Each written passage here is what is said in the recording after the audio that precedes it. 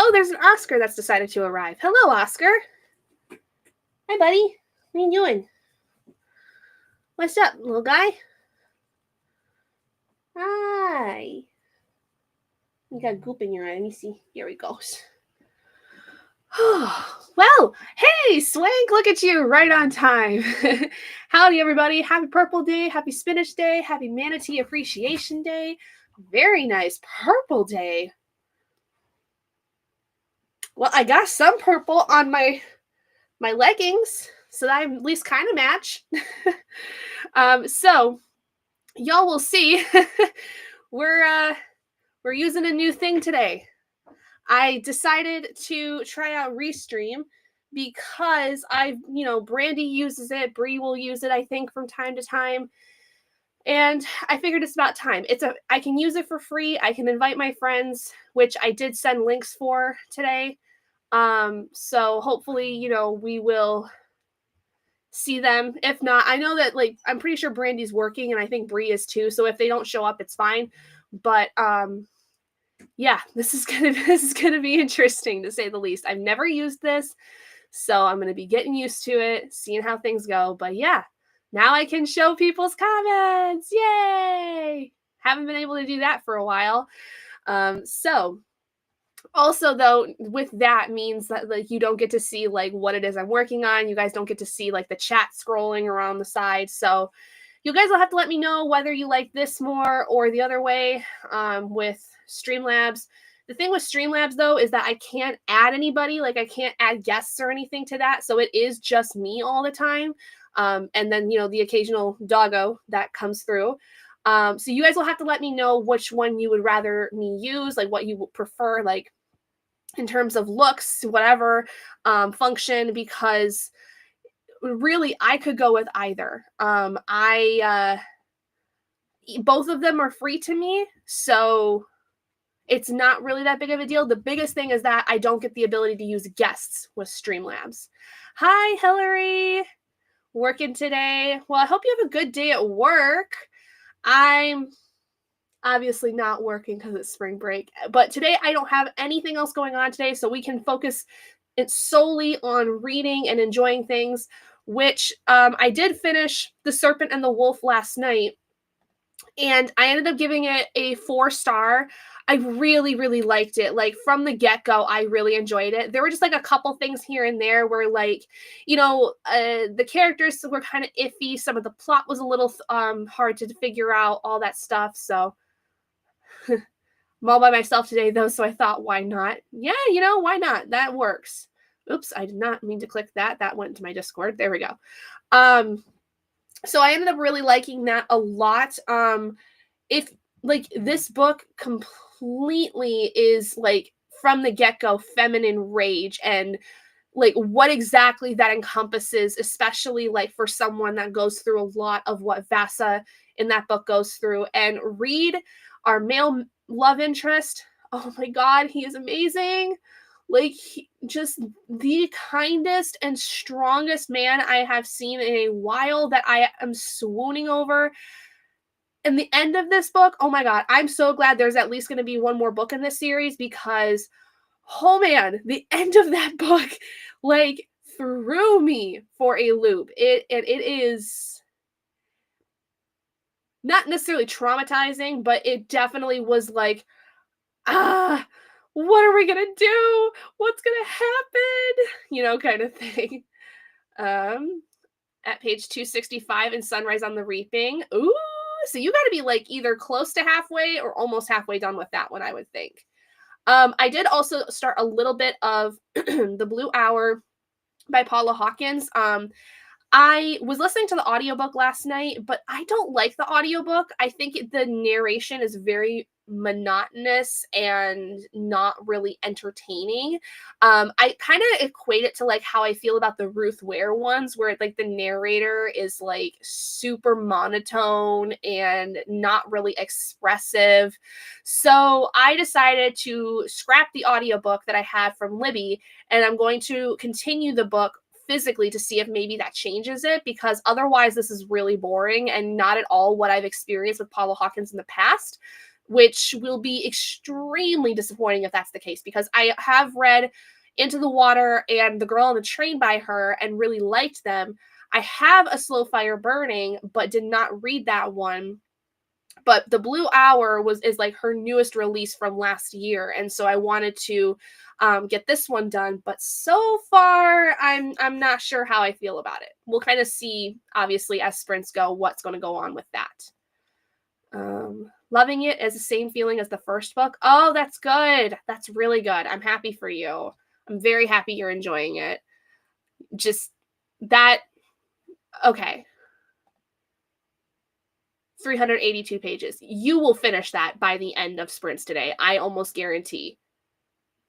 Like that is for sure what you can do. And I want to hear all the emotions that come out of you when that ends up finishing. Hey Kiana, stuck at work today, but I'm going to a library book sale at lunchtime. Nice. That sounds like fun. Love that for you. We love a lunchtime that is not just eating lunch and actually enjoying yourself, like, and doing something good for yourself. Like, nourishing your body is definitely really important when it comes to lunchtime, but also doing something that nourishes your soul and, like, all that. I love it. I approve. Let's do it. Go for it. Speaking of lunchtime, it is lunchtime here for me technically, but I am gonna wait a little bit because I'm not like super hungry. I actually finally woke up at about like 10:45 this morning. I had a really bad bout of insomnia last night for some reason. Like I stayed up until about 1 o'clock in the morning finishing The Serpent and the Wolf, which was fine. And I decided to then listen a little bit, like I said, to The Blue Hour before I went to sleep. So I was up till probably like 1:15 or so. And I was like, man, my brain is tired. I need to go to sleep. Let's like curl up into bed and actually go sleep. But then I couldn't sleep for like 2 hours. Like I kept waking up because I had body aches, because I'm not gonna lie, I've been bad about taking my medications the last couple nights. So I definitely had the joint and body aches that I normally get when I don't take my magnesium glycinate every night. But then it was like I was getting like a weird almost headache, but not a headache. My neck was really sore. And I just could not get comfortable last night. And so it wasn't until like 3:30 I finally somehow got comfortable enough to where I was able to fall asleep. And so then I was able to, like, I thought if I didn't fall asleep then, I was not going to fall asleep at all last night. So that was not fun. But I did wake up at like 10:45 and feel refreshed. So at least we're good there. And then I got up, I brushed my teeth, I washed my face, and made my cup of coffee and did some like admin stuff while preparing for the live show today. So we're all set. But I think I'm gonna wait to eat lunch because I'm not like super hungry right at this minute. And I would rather eat when I'm actually like super hungry. You know what I mean? Like I don't want to like force myself to eat if I'm not feeling it. So, any hoozles. How about we go ahead and get started with our first sprint? That sound good? We'll do our normal sprints of 45, 60, 75, 90, because I have nothing else going on today. And who knows, once we get to the 90, it is very possible that I will continue because I have nothing else going on tonight. And yeah, I think we can go as long as we really want to today. As long as I'm feeling up for it, we'll do it. So let me go ahead and get this scooted over. There we go. So we're going to do 45 to start off with, guys. Happy reading, happy productivity, whatever it is you're doing today. And I will see you guys in 45. Let's go.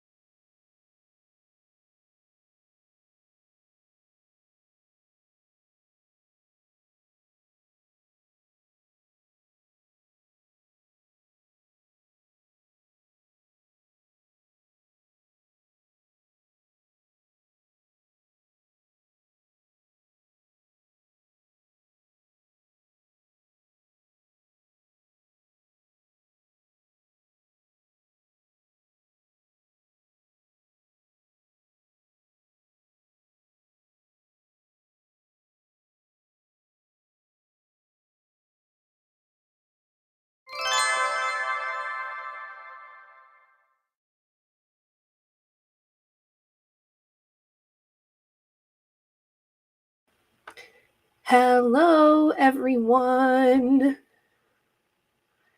All right, so I got through about 41 pages of The Blue Hour, which definitely the right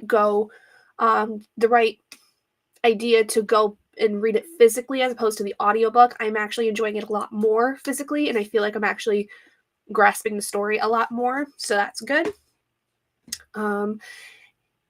Hi, Kay. Welcome. Let's see. Working on a blanket, doing some chores, and reading The Very Secret Society of Irregular Witches by Sangu Mandana. I have heard that's really good, so please let me know what your thoughts are on that. Hi, hello, Glenda. Welcome in. Thank you so much for joining us and hanging out. I really appreciate it. Let me know if you what you're reading. Let me know what it is that you're working on today. If you're not reading, we're just going to be hanging out here for several hours and just kind of like doing little chatty bits, and then also doing productivity reading sprints, that kind of thing. So I'm so glad you're here. Thank you so much for hanging out with us. I really, really appreciate it. Page 301, you're going to finish. You are going to finish that book. I would be surprised if. So what? You were at 265. Now you're at 301. So you got through 36 pages. I think you might finish not the next sprint, but the sprint after that. I think that that's entirely possible. Hi, Lily. Page 155 of Hunger Games. Very nice. Very nice. Very exciting to see everybody reading the Hunger Games and stuff again. Liking it so far on chapter 15 and laughed a few times. There are some lines that almost make me want to highlight them. I'm not an annotator. I am not either. It is very hard for me to annotate. Like the most I will do is like page flags for a book, but it has to be one that I've read already and really, really loved. The exception to that has been the Renegades trilogy by Marissa Meyer. It is one of my favorite trilogies, and so I have gone through and page flagged everything and annotated and underlined those books because I've read them so many times. That's like one of the few exceptions that I have for that. But I will say that the last book that really made me want to annotate was when I was reading Watermoon. There are so many lines in that book that I was like, oh my God, this is such beautiful writing. Like, these are quotes that I want to like remember. Like, oh my gosh, it's so beautiful. So I'm tempted to not only reread that book because that book made me cry so much, but I am so tempted to go back and annotate that one. Imported photos from a school event into Lightroom, started editing them. Very nice. Be finishing up A Shadow Crown by Melissa Blair. Ooh, that sounds like fun. Okay. Got Sunrise of the Reaping today. Nice. Awesome. That is so awesome.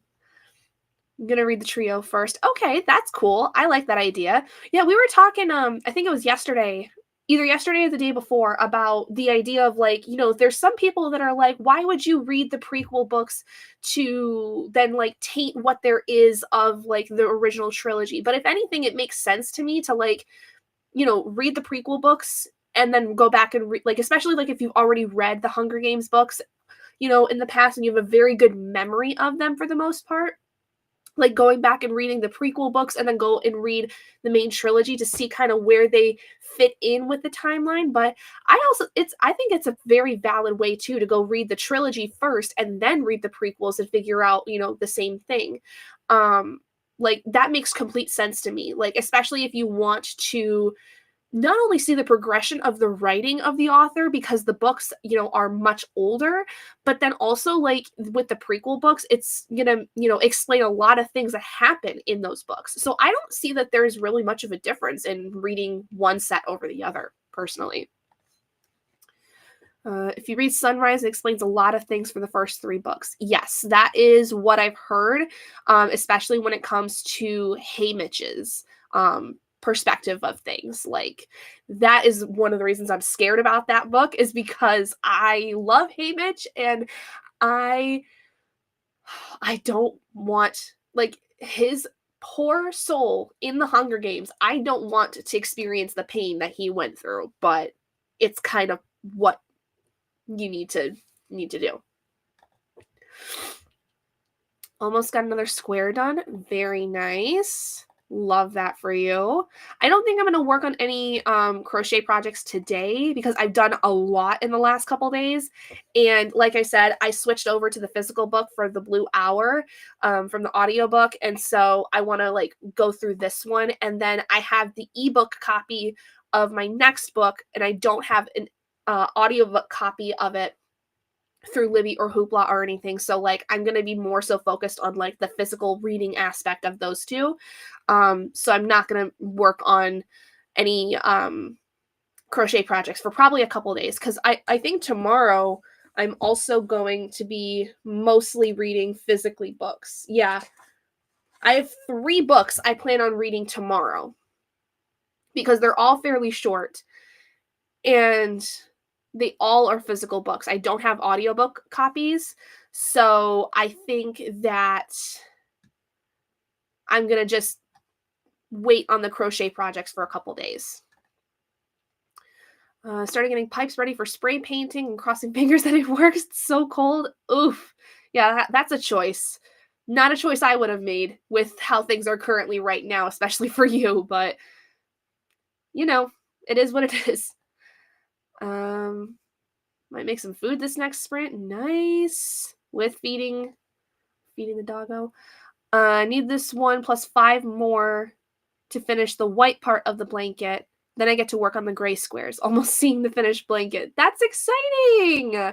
I'm so excited for you. You'll have to send me like finished product pictures. Like that sounds amazing.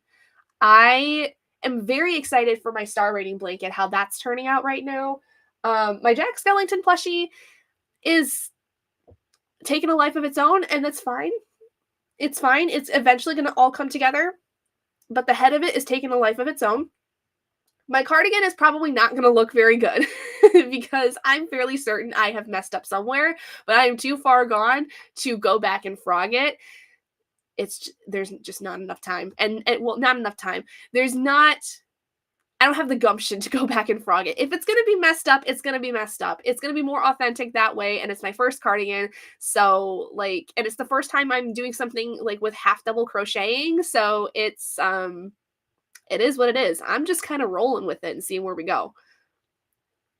Need them for the shelves we're trying to get up, and I'm excited for new shelves. Yes, always excited for new shelves, but when it's 30 some degrees outside and you got to go outside and do spray painting for pipes, I ain't about that. I mean, like I said, it's a choice. It is your choice. I'm just not down for it. It would not be me. I would not. But it's fine. It is fine. Okay, sorry. I got like a bunch of emails and texts and stuff during that sprint. All right, there we go. So I think what was I going to tell you? Oh, this weekend I'm going to be doing some filming and stuff. So I'm going to get like my April TBR video filmed, and I'm going to wait to do my March wrap up until after Monday because obviously I want to finish out the rest of the month and see what I get done. So my April TBR though will be coming out sometime early next week. And then I have a vlog going on that'll also be out next week. And if you're on my Patreon, you will also sometime next week be getting, if you're in the top tier, if you're in the Owlet tier of my Patreon, you will be getting a quarterly tarot read for Q2 of 2025. So that's exciting. I'm very excited to do that. I really liked the way that I did the reading for the first quarter for that tier. So I'm very excited for how Q2 is going to go with the tarot reading. And so I've got a lot of video stuff planned for the next, for this weekend when I, am not out and about with my mom and my sister, because my mom and sister are coming out to visit on Saturday. And so we're going to spend like some time together because it'll be the beginning of my mom's spring break this coming weekend. And it'll be the end of mine. So like we're basically like switched. Blanket is for our daughter for her birthday that was in February, and her girlfriend whose birthday is this week, and a housewarming present for them and an engagement present for them. That is so sweet. I love that. That is so cool. Oh, I love it when like people make things for others, like for gifts. Like I not this past Christmas, but the Christmas before, like was not really able to like go out and buy presents for Christmas. So everybody in my family got candles and wax melts and stuff that I made myself that all were intention based for the basically based on the person, like what I was hoping to give to them, you know. So like some of my cousins got like self-love, and one of my cousins got more of healing because they were going through a really tough time, you know, emotionally. And then like, you know, others it was like prosperity, you know, whatever it was. So I still have so many candles and stuff from my business that are just sitting and gathering dust. And like I use some of them on a regular basis, but like there's still so much product left over, and I have so much like stuff to make candles left over. It's absolutely ridiculous. Sometimes I wish I didn't close my Etsy store, but at the same time, it was just too much to try to keep up and promote it and stuff like that. And so it was doing more harm than good. And like keeping it open was also costing me more than what I was making with it. So it is what it is. But if anybody wants candles, shoot me a message. I'm more than happy to either make you something or send you something that I have. So whatever.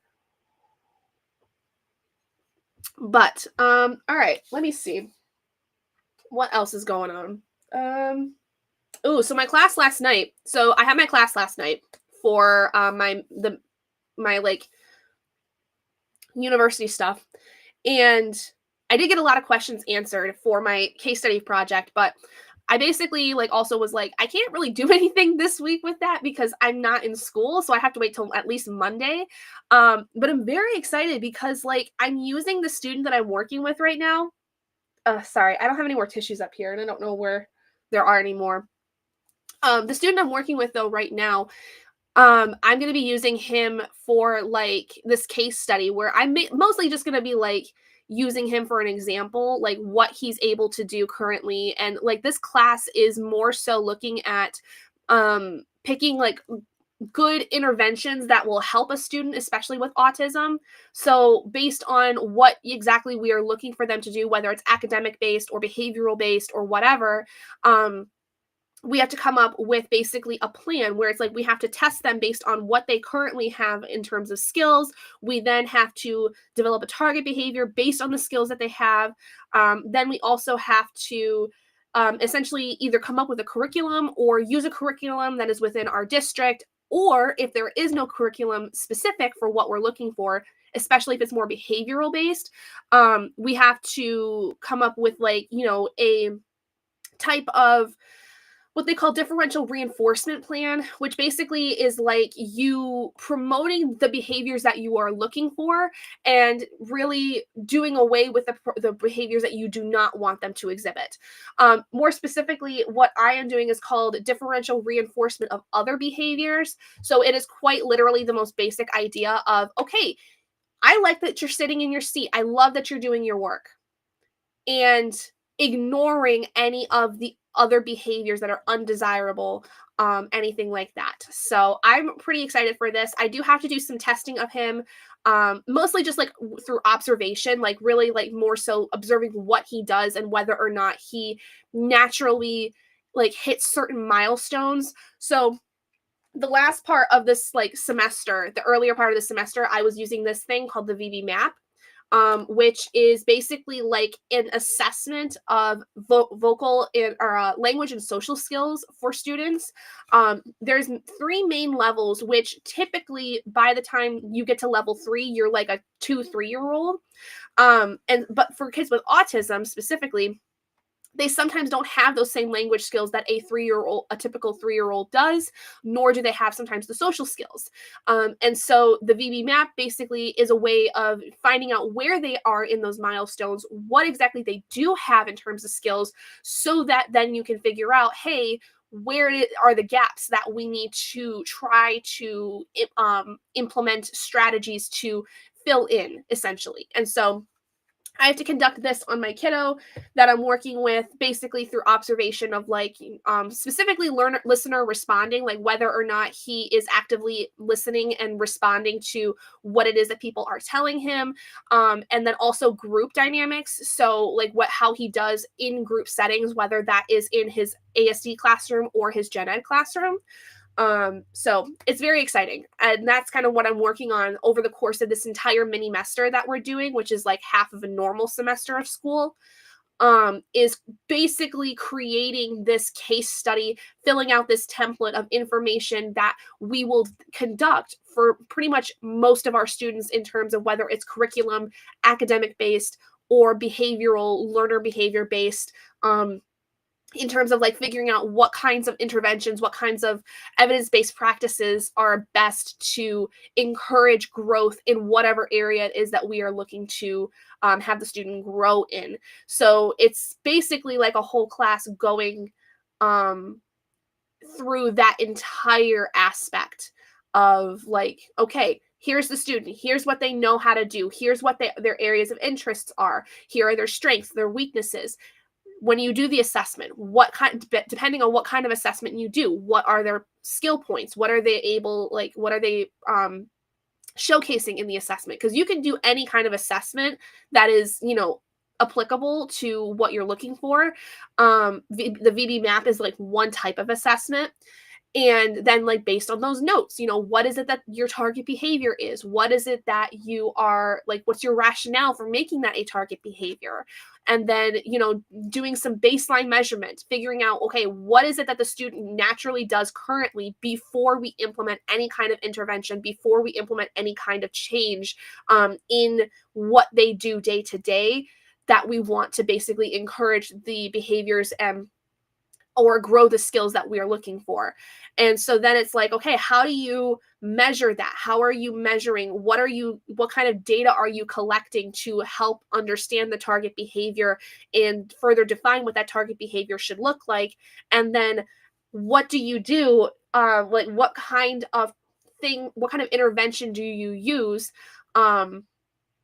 to essentially either promote certain behaviors, or what kind of curriculum do you use to help encourage the skills to grow for that student, that kind of thing. So like it's a whole template that like we all are. Oh, dogs are barking. Hold on.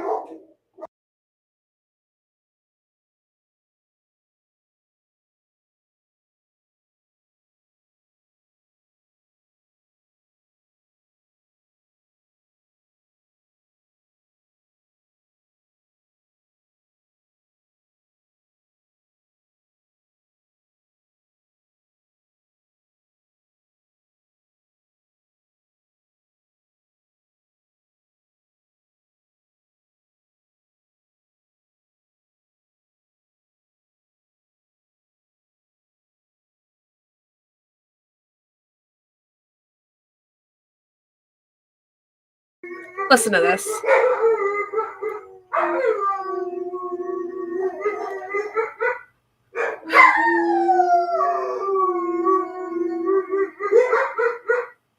I don't know why they're doing this, mind you.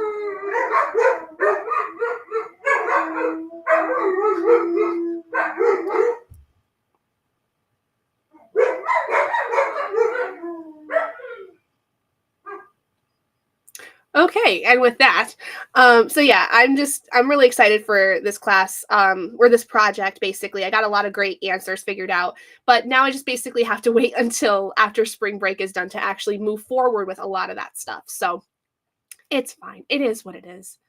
It is like they're having a whole conversation. Like, seriously, I like, my dogs are ridiculous. when they first started barking, it sounded like somebody was just either coming up to the house to drop something off or walking by the house, which that's pretty typical. They will bark at people that walk by the house because it's like, you get away from my house, you stay away, you don't come near me, nah, nah, nah, nah, nah. And then like if it's somebody that's delivering something like Amazon or whatever, they are like, you get away from my house, you go away, we don't want you here. But then when they start doing that, where it's like they're howling, like, no, whoa, whoa, like, usually that's like them being like, come inside, we want you to play, like that kind of thing. So that usually is like if it's someone we know, they do that. Or if it's like me or Robert or something. I don't know why they were doing that though. I have no clue. Like, cause I'm all the way upstairs, they're downstairs in the living room. I I have no idea. Unless my husband has arrived at some point, which they would be going even more bananas if that would be the case. I have no idea. Um, love how excited you are about your classes. Thank you. Yeah, I mean, y'all know that have been here for a minute. This is something that I've fallen in love with and I love so much. So I like to update you guys on like what exactly it is I'm learning and what exactly it is that I'm like, doing, because while I can't necessarily show you the actual content, like it's exciting for me as someone who is going into a field that is going to be helping neurodivergent people, like what kinds of things I'm learning and what kinds of things can be implemented then, for future students that are, on the autism spectrum and stuff like that. So it's just very fascinating to me. So I love talking about it with other people because I find it fascinating. And so then, um, like, I want to share that. What are they barking at?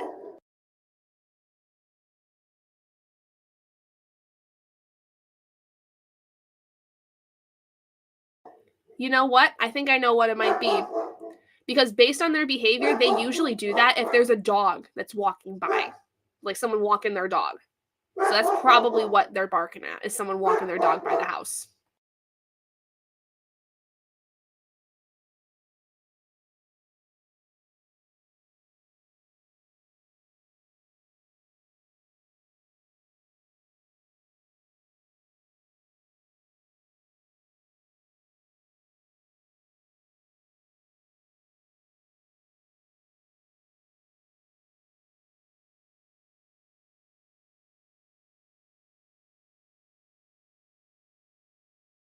Oscar acts like he's so big and tough, but he's a big baby.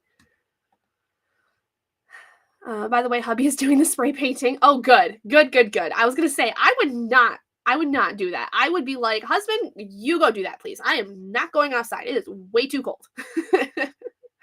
My laptop and internet are fighting again, so I'm a wee bit behind. Oh, no worries. You're totally fine. All right, so I think with that, let's go ahead and get started with our next sprint. We're going to do an hour. Bree did message me and say that she is going to join in about 45-ish minutes, depending on, how things go for her. So she will join in eventually, and probably toward the end of the sprint, she'll pop in or something. I don't know. So I'm going to go ahead and during the sprint, before I start reading, I'm going to go see if I can find another box of tissues. Um, Maybe make something to eat because now I'm getting a little peckish. And we'll kind of go from there. So let's go ahead and get started. All right, 1 hour, guys. Happy reading, happy productivity, whatever it is you're doing, and I will see you in an hour.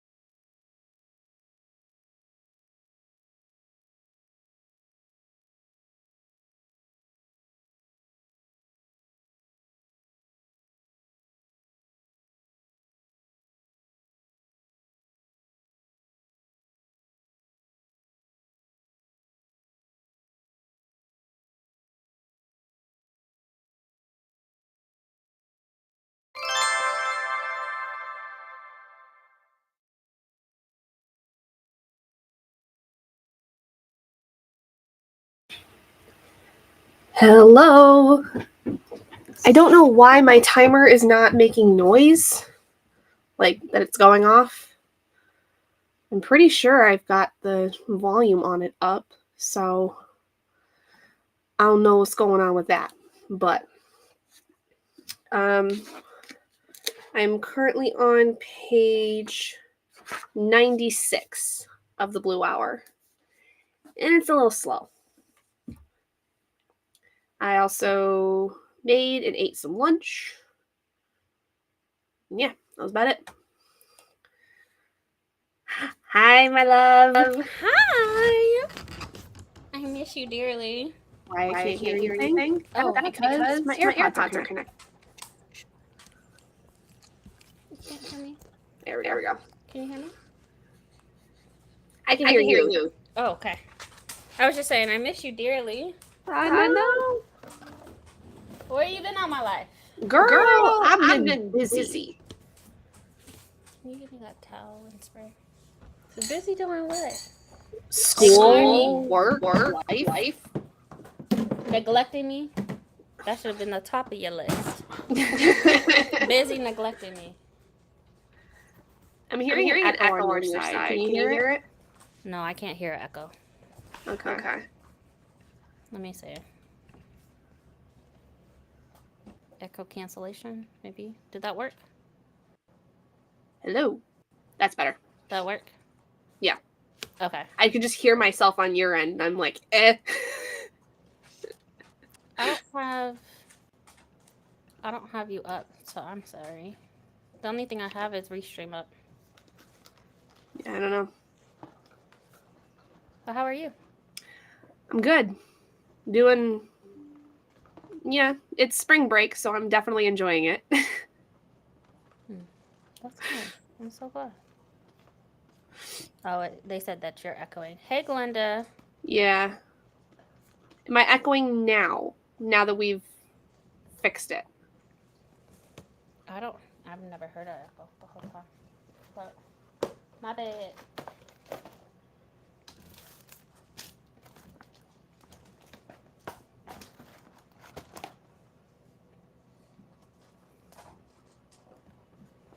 Waiting to see if somebody tells me if I'm still echoing.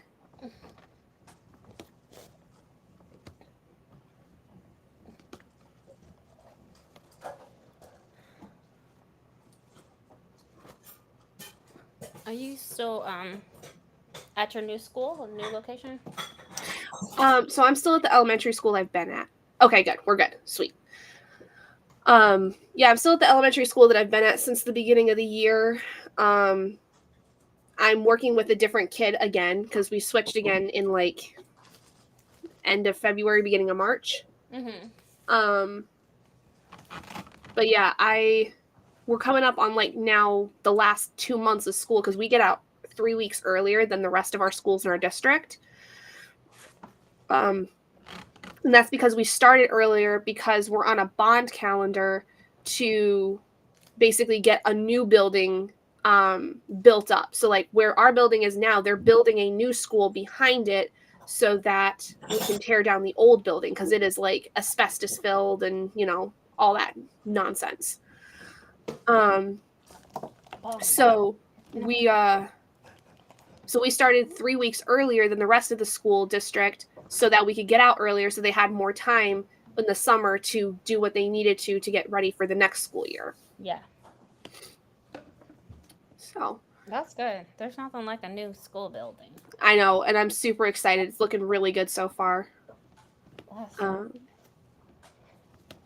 an awful night last night. It was incredibly warm, and I'm wondering why there hasn't been a follow-up to Dear God, It's Me, Margaret. Yeah. All right. Cool. Well, how did you guys do during that? Hillary edited some more photos. That's good. How's your day been, Bree? It's been okay. I did therapy. I put away over 100 books. I scanned them and put them away. Dang. So I have a total of 874 books over Just there physically? physically, not including some arcs because you can't scan. There's no barcodes, but Right. and also there's some books that I have that are duplicate, and so not including those either. So, Right. but yep, that doesn't even include my kid and her books. So yeah, I did a lot. I did a lot. I'm not mad at it, honestly. So now I'm just like finally getting stuff out of my car. I had these Costco sport drinks sitting in my car, so I am just undoing them now and putting things away. I felt productive. Yeah, that's good. I'm glad. Yeah, so glad. But that's it. How's your book? How's everything? The book is pretty okay. It's a little slow. It's like if you've read anything by Paula Hawkins before, it's kind of similar writing style. It's got some thriller aspects, but it's not really a thriller, but it's not completely literary fiction. It's somewhere weird in that kind of area. It's better than the audiobook is reading it physically because the audiobook was really boring. Mm. Which I found to be quite common with her audiobooks in particular, that they're not very entertaining, they're very monotone, they're not really like engaging, and the physical books are easier to actually kind of enjoy somewhat. Yeah, I understand that. I feel like I've been going through some things, so I was going to pick up a humor book. I wanted to pick up Dungeon Crawler. Dungeon. Mm-hmm. Say that 5 times fast. Oh my god. You can't even say it once. Hey. I'm So I'd have a hard time. yeah. So I wanted to pick that up until I realized it's on Kindle Unlimited. So Mm, I didn't want to buy them. Because then I wouldn't own them. And I am looking into getting something outside of Kindle, so mm-hmm. another e-reader. So I didn't want to waste my money on that or repurchase Kindle Unlimited. So Right. I'm just going to read Amina, um, The Adventures of Amina Al Sarafi, I believe. I just got to pull the book down for my shows. Mm. But yeah, I'm gonna end up reading that today. Okay, that sounds like fun. Yep, I need something to lighten up the mood a little Yeah. bit. Got out of bed and dressed and made my bed, put away and set up my space for the day, live in a studio suite and have a Murphy bed. Hey, productivity. I love it. A Murphy bed is dope though. I'm going through perimenopause and need Judy Blume to write the version where Margaret is going through perimenopause and menopause.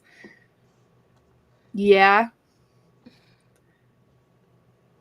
I haven't read that in a long time. Me either. I'm surprised. Like I'm hearing about it. Like I haven't even heard people talk about it in forever. Yeah. Freaking dog hair. Like it is everywhere. Yup. Everywhere and nowhere you want it. Yeah, right. And I'm like, yo, like how did you get on everything? Like under my couch. Like how did you get under my couch? You can't even fit underneath there. How does Mm-hmm. it just float? Like it is everywhere, and it's so. I'm sorry. Now at this point because it's excessive. Mm-hmm. God, Long-haired dogs. The struggle. man, I have a great praying niece, and so like it is bad. Yeah. It's bad. I had her at the dog sitter when we went out of town, and she was just like, "Man, I thought a husky was bad. Your dog." Yeah, I know. I know. Literally make a coat out of this after 2 days. Yeah. Anyway, I just wiped this down, like, swept underneath my couch a week ago, and chunks. Yep. One thing that you can always count on dogs to do is shed everywhere. Yeah, that's bad. That's bad. Alaskan Husky here. Yeah, it's bad. Yeah. They're pretty, them and German Shepherds are pretty rough. And having a mix of them, having two of those, oh boy. Mm-hmm. Yeah. Sorry if there's still an echo. I don't know. Mm. Well, Kay's also a little behind. Oh yeah. So Yeah. Any special plans for this week for spring break? no, mostly because Robert's working still. He did take off Friday last week though to spend like the first part of my spring break with me, which was really nice. We didn't really do anything. We just kind of just enjoyed being together for 3 days basically. And I was only planning on doing sprints basically every day during the week. So Okay. Yeah, that's awesome. I mean, yeah, for whatever's relaxing for you. right. Been doing just this and doing some crocheting and just enjoying life. I went and so one of my best friends that I've had since high school came and visited me Saturday. And so that was really nice. I haven't seen her in like 2 years. And the last time I saw her like in the flesh, she was going through it. Like it was bad. Um basically like beginning processes of divorce, life completely imploded on her. Um and like she was being like financially, mentally, verbally abused, like everything but physical basically by this guy that she was with. And now 2 years later she's back to the girl that I met when we were first in high school. So that was really amazing to be able to see and go and be with her in this new space for her because her divorce has been finalized for the last like year and a half. So it was really great to see that. That's amazing. I love hearing when those overcoming stories, and sometimes, the person you marry, you change as individuals. So, Well, and this guy played all of us for a fool. Like no kidding. He was like a complete narcissist and he fooled every single one of us because it was he was great leading up to the wedding. The wedding was perfect. It was beautiful. And then she's like it was literally the next day he's like super controlling. He's acting like his property. She's not allowed to talk to anybody, even her father. She's not allowed to like talk to anyone except a male, and it was really rough. She would not like she's basically like a a woman that's got a career and stuff, and he's like barely letting her leave the house, kind of thing. And they were living with her parents too, and it was bad. Like I remember she called me um when he actually packed his stuff up and left because he was the one that left her, but she was the one that filed for divorce. And I remember she called me crying after he left and she's like, I don't know what to do. I don't understand how all this happened. I'm like, honey, he just played us all for a fool. That's what they do. That's what narcissists do. They play you for a fool. And until you recognize what they're doing to you, you can't make heads or tails of what's going on. immediate annulment. Mm-hmm. Immediate. Well, And she yeah. thought that like it was a lot of like because she's a very religious person and he supposedly is too, and like he was very involved with their church and everything. And so she was like sticking it out thinking, because like divorce is not necessarily something that was an option necessarily for her at the time. But her parents were like, we're not necessarily condoning it, but you can't live like this at the same time. So like when she actually was going through the process of divorce, they didn't say anything about it. They were like, You do you. Like, we don't want him around, and if this is going to make you happy and if this is going to make things better for you, then who are we to stand in the way of that? So she didn't want the divorce because she was worried about, like, partly worried about what her parents would say. Yeah, because they're such a very religious family. Like, she's You live in that house. Like, who cares? right. Well, because like, and here's the thing too, because she actually told me too that she had like a conversation with her mom about this, and mom was very much like, honey, you got to remember your father and I have been together since we were teenagers. Mm-hmm. And so we don't know anything different than sticking with the person that we've been with for so long. Mm-hmm. So we had no place to say anything about what it was you were doing. And she's like, I'm sorry that you felt that you couldn't come to us, but we also didn't know what to really do with the situation. We'd never been in that situation before. Right. So like everything got cleared out, everything got figured out, and she's back to like she's doing cosplay now. She's looking to be a cosplay content creator. Like she started seeing this guy in the last couple months and she seems to be really happy, but she's also like being cautiously optimistic considering. And this guy also apparently went through an abusive marriage, and so he's also divorced. And so I was like, you know what? Perfect. You're thriving. I'm happy for you. No, I'm happy for her too. I feel for people who feel like they need to experience something traumatic because of, well, I'm worried about XYZ. And that is not saying that that was her only decision factor, especially when we're talking about faith.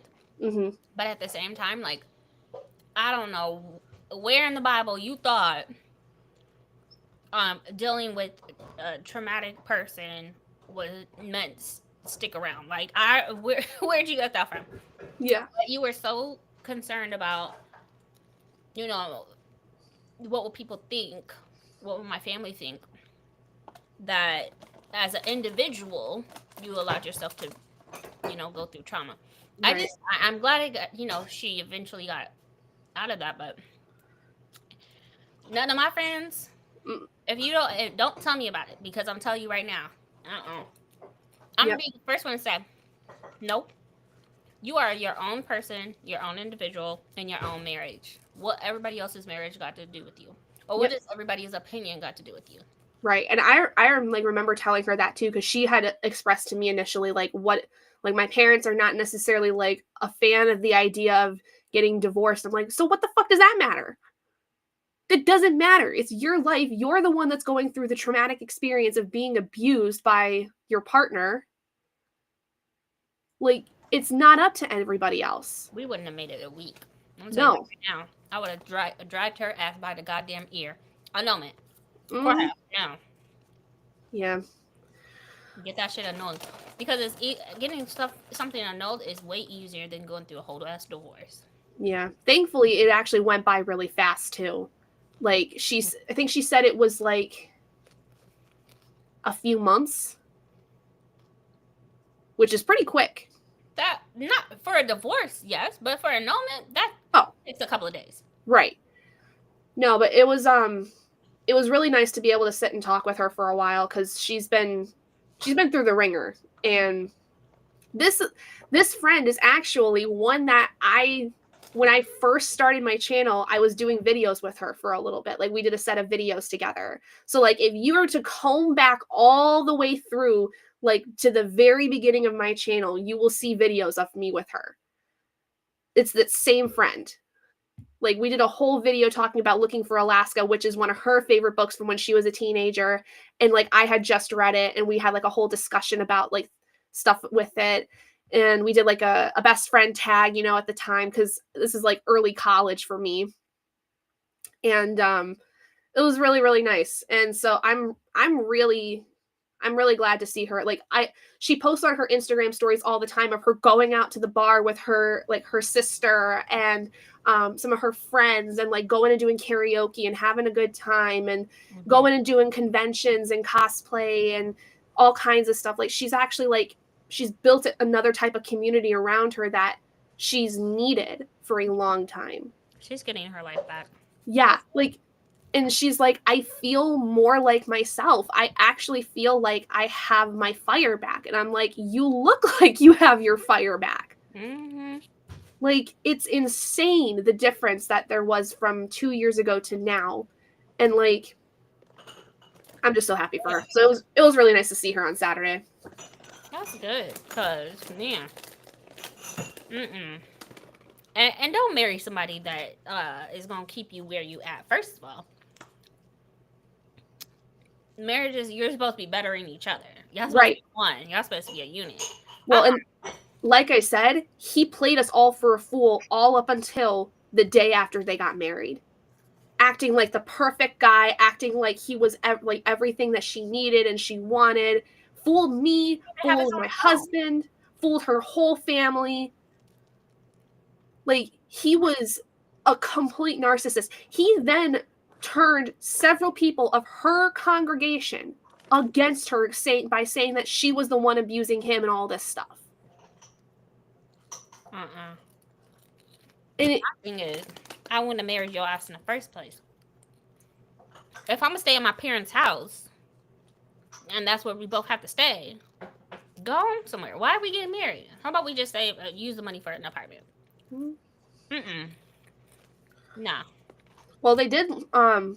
They lived in Alaska for a little while because she was going for like she was doing some kind of so she works like with preschool kids, and she got offered like through family friends offered a position at like this preschool out in Alaska to work there, and he went with her. And so like they lived together for a while, and like I said, everything up until the day after they got married played us all for a fool. They were with each other for a while, not just like a few months. I mean, it was a pretty quick turnaround. Like, it was, they've known each other for years because they went to the same church camp. And then she was in a previous relationship that was broken up because the guy was a piece of crap. And then she started dating this guy, and it was probably 6 months before then, 6 months after they started dating, she moved out to Alaska. He shortly followed her. By that Christmas, they were engaged. Yep, no. How old is she? She's in her early 20s? No. She's my age. We're actually 2 weeks apart, birthdays. So she's 27 right now. Well, lesson learned. Yep. Lesson learned. I'm glad for her. And sometimes it takes going through a lot of stuff in order for you to like know yourself, especially in your 20s. You'll hear a lot of people say like how traumatic their 20s are, and it's like, well, yeah, you had to go through all of that just to learn who you are and what your expectations are, and then what boundaries you set. I'm in therapy right now, and the amount of discussion that we have towards boundaries is like unreal. But I didn't realize how bad my boundaries were of like just what I will allow for people to, how they treat me and whatnot. Yeah. So now I don't play that shit. Like, get the fuck out of my face. Right. I mean, and I can even speak to that too, where it's like, my early 20s was a lot of insecurity and a lot of, not knowing and not a lot about myself, and then get married at 23. And to my high school sweetheart, the man that I love more than anything else in the world. And but post that, like, still, dealing with all these things, but then after getting married, spending 4 years of my life figuring things out about myself that I should have done previously. Like, my whole world gets upended, and getting diagnosed with bipolar 2, PTSD, anxiety, depression, all these things that I should have probably figured out a little bit before then. Well, to be fair, I mean, bipolar does not come out until you're in your 20s. True. All the time. Something has to trigger that. Yeah. So. That's very true. But, like, there were things that I was unwilling to do that, for my mental health, because, I was also that person taking care of everybody else. Everyone else is more important. And now I've reached a point in my life where, fuck it, I'm going to do shit for me. Because this is what I want to do. And like when I was working at the salon, I quit right on the drop of a dime. Yeah, that was the trigger though, right? I mean, It sounded like it because I remember like, well, I don't know. there's a lot of like mental breakdowns I've had in the last 4 years, but that was definitely one where I was like at a point where I was like, I am done with living my life where I'm going to be treated poorly. Like, and I'm not going to stand for it. I'm done being bullied. I'm done being, attacked for the dumbest of things. So it was at that point that I was like, I'm doing something for me. I'm going to do something else for myself. I'm going to live my life and figure out where I'm going to go from here. And then that was when I got into subbing and fell in love with being a teacher. And so then everything changed from there. Yeah. But the diagnosis, was it during when you worked at the place, or was it after? Oh, let me think. Because you didn't have health insurance. From my No, I did not. I was still under my parents' insurance though for at least a little while. Mm-hmm. I think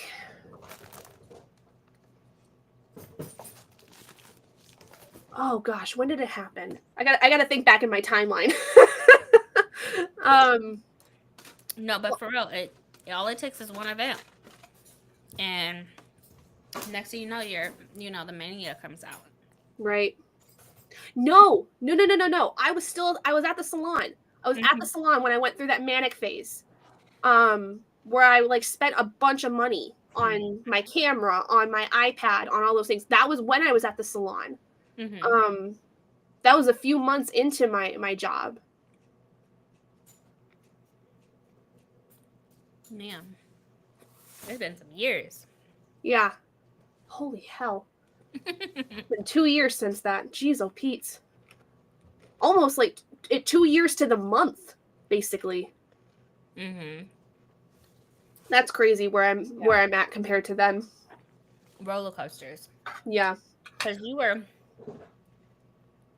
at one point, if I can recall correctly, I remember you jumping into mental health and seeing someone. But prior to that, you were a little reluctant. Mm-hmm. Just thought, I mean, like you were in your early 20s, like Yeah. that you were reluctant to it, and I remember us having to talk about it, and you just went through a lot of transitions before then. The whole Stephen King situation Mm-hmm. we talked about. There was a lot of discussions about so many different things and mental health. Like you were so reluctant to it, and then one day you were like, "Yeah, what does it hurt? I'm just gonna go see someone." And then started medication, felt a lot better.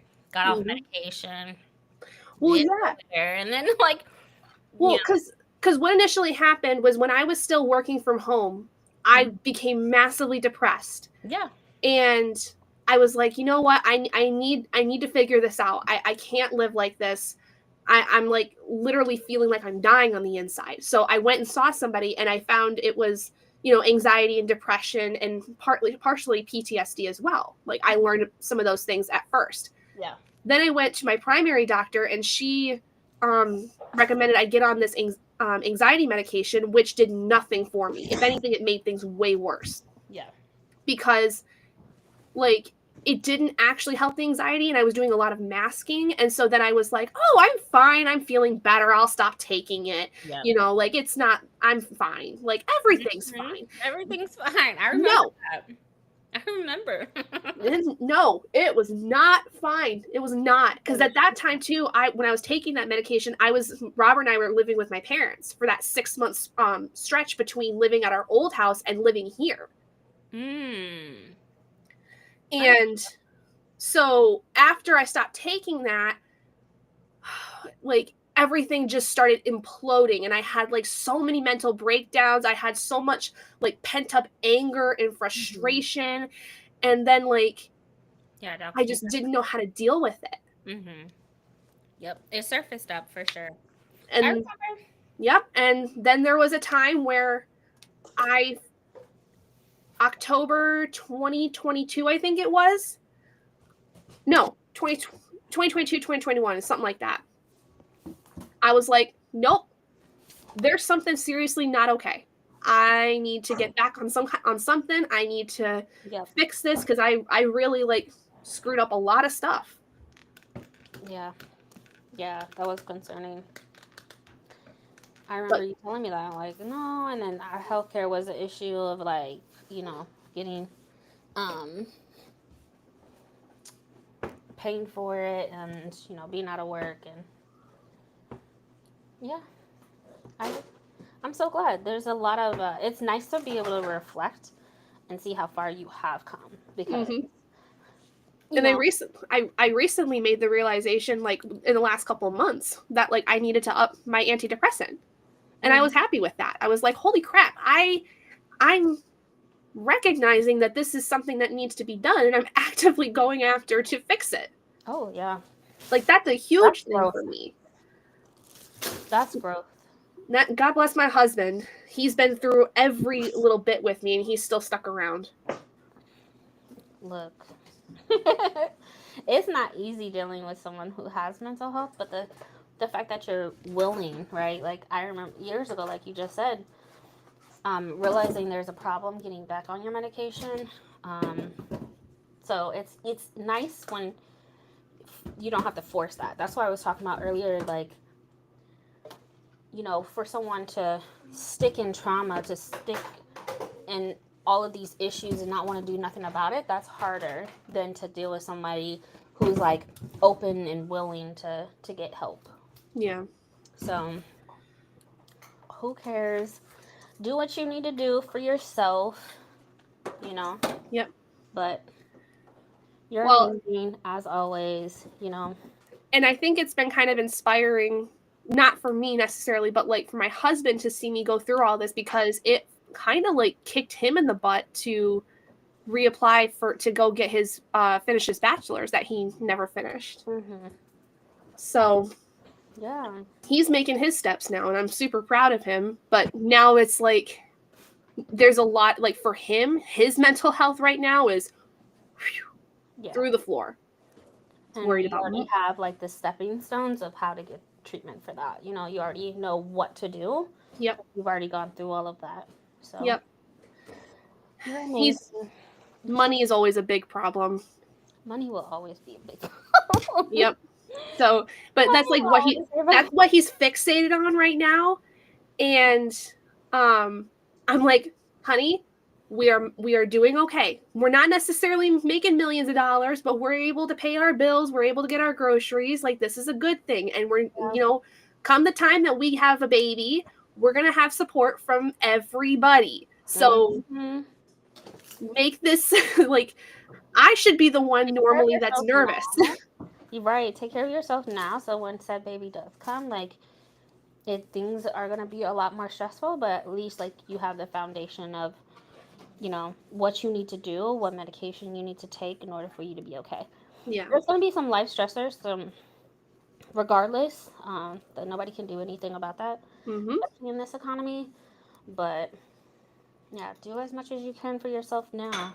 Yep. Keep And I going. I made sure too, because like before I got on my medication, I was like, I didn't know if I wanted to take something that'd be safe to take while pregnant, because I wasn't sure at the time that I wanted kids.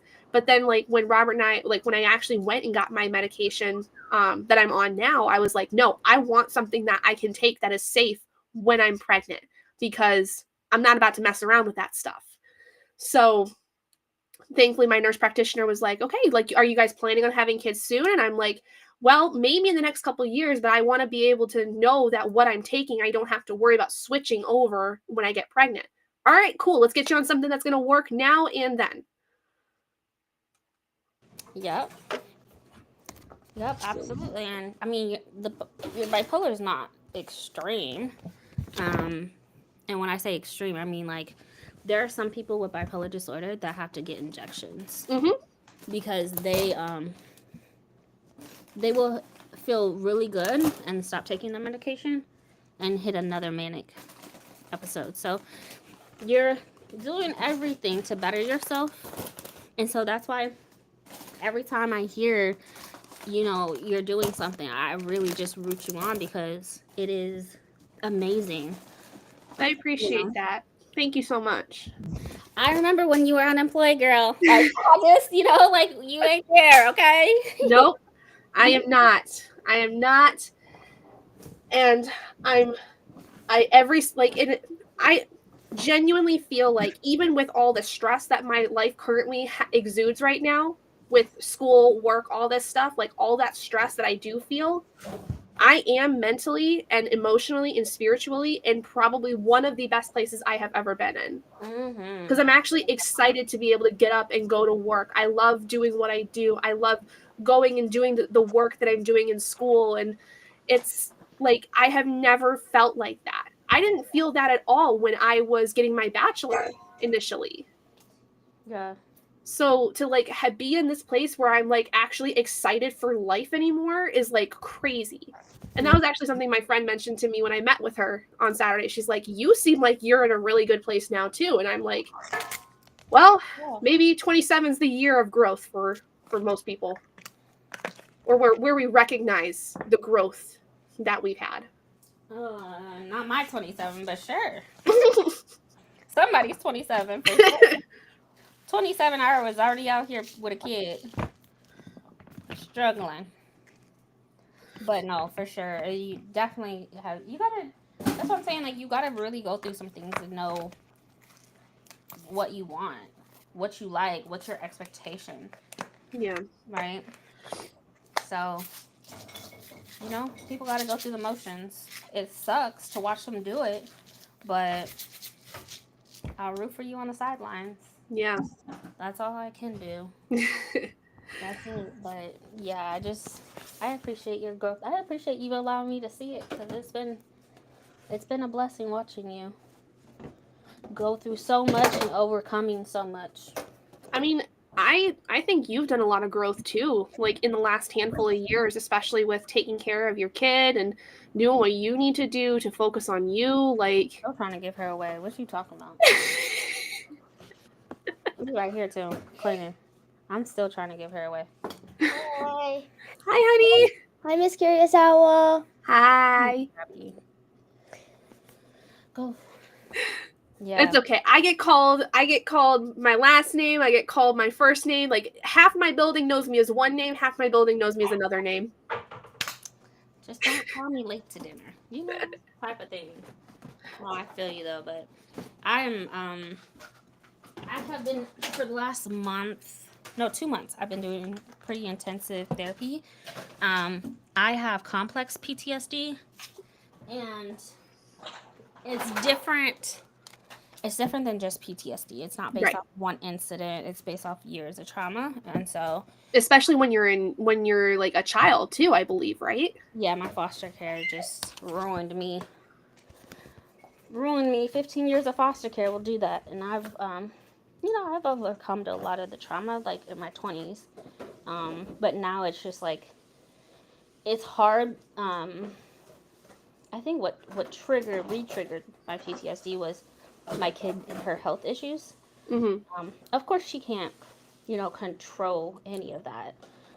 But it just reminds me so much of like the abuse of doctors and like so many people who have controlled my life. And so, yeah, the psychiatrists in my life when I was younger were pumping kids up with meds, and he eventually lost his license. So, yeah, that really triggered me, and so I'm proud of where I've come. And it's okay to get the help that you need to um to deal with it. And so, a year from now, I might not be okay. And I'll know like, hey, I need more therapy, or I need somebody to help me walk me through this. But I am I'm fine where I'm at. It's hard being a single mom, but it's hard being a mom regardless.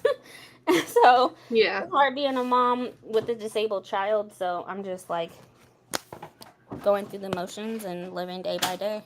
And sometimes that's all you can do. And as long as as long as you're in a place where you also know that like you have a support system in some capacity, like whether it's just to vent or to like be like, listen, I need your help here with this thing. Yeah, I need your help here with this thing. It's this one. Come get her. Send her my way. I will love on her and all kinds of stuff, and she can come play with the dogs. Like, Yeah. send her my way. Look, summertime's around the corner. Don't threaten me with a good time. I'm gonna need to keep busy. Look, she will help you with whatever. So she will take care of you, take care of the dog. She'll tuck you in. And you know what I'm also thankful for? One thing that when Alec was younger, I remember having a conversation with you about like something happened at school, and you know, other friends were like, "Oh, it's just like an attention thing," and I'm like, "No." I immediately started her on therapy and intensive therapy and like so many different things because I wasn't going like mental health doctors and nurses like I got it, but when it comes to mental health anything like no. I ain't got that. Okay, I'm sick in the head myself. So at 7 took her and got her some help, and her therapist is a psychiatrist. She is amazing. um, it really has helped, and I wish more parents like took children's mental health seriously.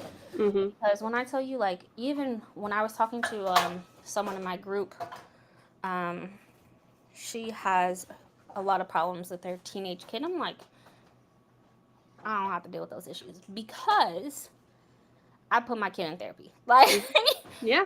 I put her in therapy. When I say I could tell her I'm having a bad day and she will tuck me in, she'll give me some water, she'll go like she will hook me up. I'm not playing.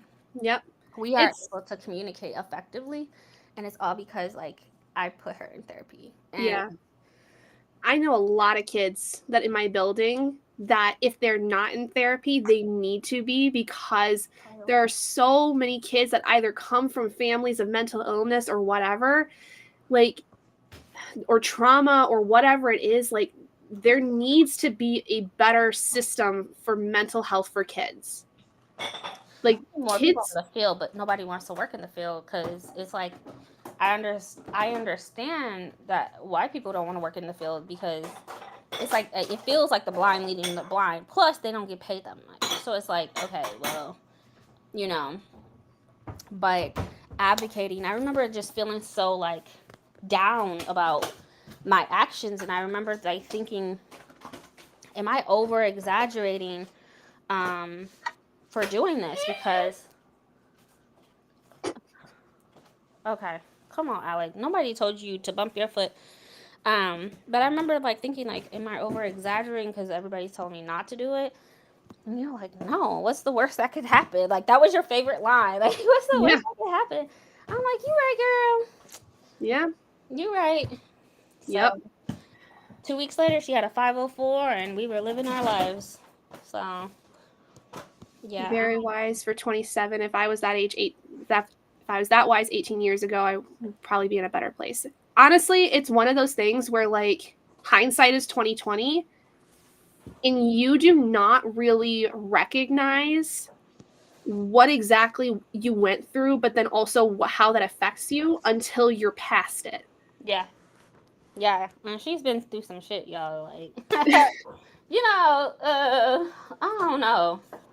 But like, we probably, if we really just took ourselves seriously as kids with mental health, we probably all would be in a better spot. Because why would we do that, right? Us being so impulsive, making the wrong decisions, getting in the wrong relationship, causing unnecessary traumas because we don't know how to handle things. Right. Or we don't know anything else. Like if we've grown up with, trauma to some degree, like, and we don't necessarily go out and seek traumatic relationships, but we end up in those situations and we don't know how to handle anything else. Yeah. Hello, Stacy and Steph. Just finished sprints on our channel and found you from Christina. Wanted to come say hi and check out your sprints. Well, thank you so much. I really appreciate it. means the world to me that you guys come out and hang out with us for a while, even if we have deep, dark talks like this. But as we've said before, this is also therapy for some people. So, Like, absolutely. And my hi, bad for just Carissa. taking over. No, it's all good. Like, honestly, I mean, you've witnessed. We sit and talk about, pet deaths and mental health and all the things, and it's therapy time. Yep. It's been a blessing though. Like, this is how we've gotten through years, right? I mean, I've known you since I want to say you were 22. 22, almost 23. Very likely. When did we do Brandon Sanderson? What was that year? Look, no facts. That is true. Oh my gosh. I have no idea. Was it 2023? No, it was. Shit, I don't remember. No, same. I mean, I remember like gasping when I found your age, or like, Yeah, you were like, you're that young? can't be. Can't be. Also, I don't know if you saw this pin that I got on Saturday, but I feel like this is you and I for sure.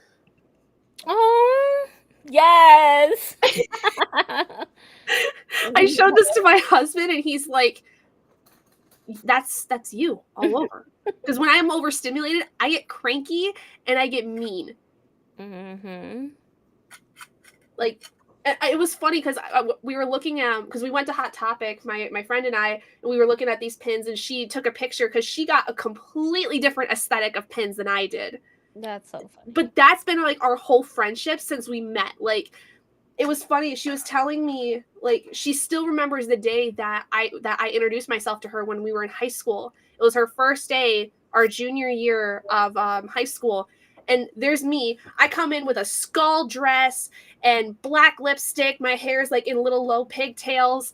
And I'm just like super bubbly and all these things. And she's like, and then the next day you show up with a t-shirt and jeans and I don't recognize you from another girl because you're just a completely different person the next day. And I'm like, That's yep, funny. yep. That's so funny. Whereas she was like, like just pink everything, like super girly. And then there's me where there's like the goth and then the hobo and then sometimes the pretty dresses because it was all dependent on my mood. So, that's so funny. No, definitely different, and two opposites being so close. Love that. Love that. Yes. It was 2022, so I guess I'm just like aging myself. It was February 2022. Okay. Dang. Okay, and you're about to be 28. Yep. 28 in Okay, July. so yeah, okay. I'm aging myself for real. That's what happens. I ain't all the way here, and I'm okay with that. Time is a weird soup. Mm-hmm. Let's see. Dark talk is fine by me. Went through breast cancer treatments for the past 4 years. Diagnosed during the height of COVID in 2021. Oof. Yikes. I am so sorry about that, Melissa. I mean, I'm hoping the treatments are going well, but I know that's nothing to mess with. My mom's best friend also, well, she's a breast cancer survivor. 7 years in remission, I think. So I'm very sorry. I hope that everything goes well. Thank you. I need to go get them redone, but I went for an emerald green for March for prosperity and, St. Patrick's vibes. But I need to go get them redone badly. I just need to have the money for it first. Because it cost me like 60 dinero. Yeah, mine's was like 80. But they were like 80. Lily. Oh my God. Sorry, Lily. I'm so sorry. I mean, I know there's a lot of people where they're like, I make light of a situation to like make myself feel better because if I don't laugh, I'm gonna cry. By all means, like this is a safe space. Like if you gotta cry, cry. If you're gonna laugh, laugh. I ain't gonna judge you for either. Yeah, I have very dark humor. Yeah. So especially when it comes to my kid and parenting, if y'all hear it, just It is what it is. Okay. I promise you, I'm not, and she knows. Mm, I'm not making her feel some type of way. She does not have a confident issue. yeah. Well, So, and yeah, for that's sure. the kind of relationship you've built with your kid. Like, it's Mhm. one thing if like you don't have that kind of a relationship with somebody and you just, make a dark joke of some kind and then they're like, "What?" But Mhm. like if you have an established relationship with somebody and they understand that you have a dark humor of some kind, it's a lot easier and more comfortable for you to make those kinds of jokes because you're not going to offend people, you're not going to, feel like it's making light of a situation, but like by all means, you got to like sit here and vent about something, Lily. Like my DMs are open, like you can talk and chat here, like I whatever it is. Yeah, Melissa too. Like that's a Yep. lot. That's a lot. Not just. I mean, I've experienced some miscarriages, but like, breast cancer, and that's a lot on your body. Women just be Mhm. going through some shit. Like we just really be going through some shit. Yeah. My mom though, so some of you guys might know, I've talked a little bit before how my mom's been dealing with a lot of chronic pain the last couple of years. We might finally have some answers. Okay. Um, so she got basically an MRI done that I don't think we've heard anything back about yet, but she did get some kind of other scan that is showing like basically not herniated discs, but there's like something going on with like the vertebra in her neck Mhm. where it's all like misaligned and all these things, and she's been having pain in her shoulder and her arm. That is me for the last 2.5 years. So My facet for me, it's the facet, which is like it's not the disc itself; it's the bones that protrude out. So your disc are like underneath, mhm. and then you have these facet joints, and it pinches the nerve and it shoots down my end. When I tell you, I can't even hold my hand up like too long because it Yep. just. I think that that's pretty much what she's going with, like going through right now. If Mhm. I mean, we still have to get the MRI results back from what I understand, but she had like an immunology panel to like rule out anything like lupus or something that could be causing it. They were thinking it could have been fibromyalgia, Yeah. but she tried Lyrica and that did not work for her. Like it worked for maybe 2 days and then stopped actually like relieving any pain. She's had cortisone shots, like Mhm. it's been nothing but just constant battling with doctors to like get to them to listen to her, but then also like having to go through so many tests. But we think we might possibly have some answers at this point, which is Yeah. huge. That So was me last year. So I actually. girl, you muted yourself. Sorry.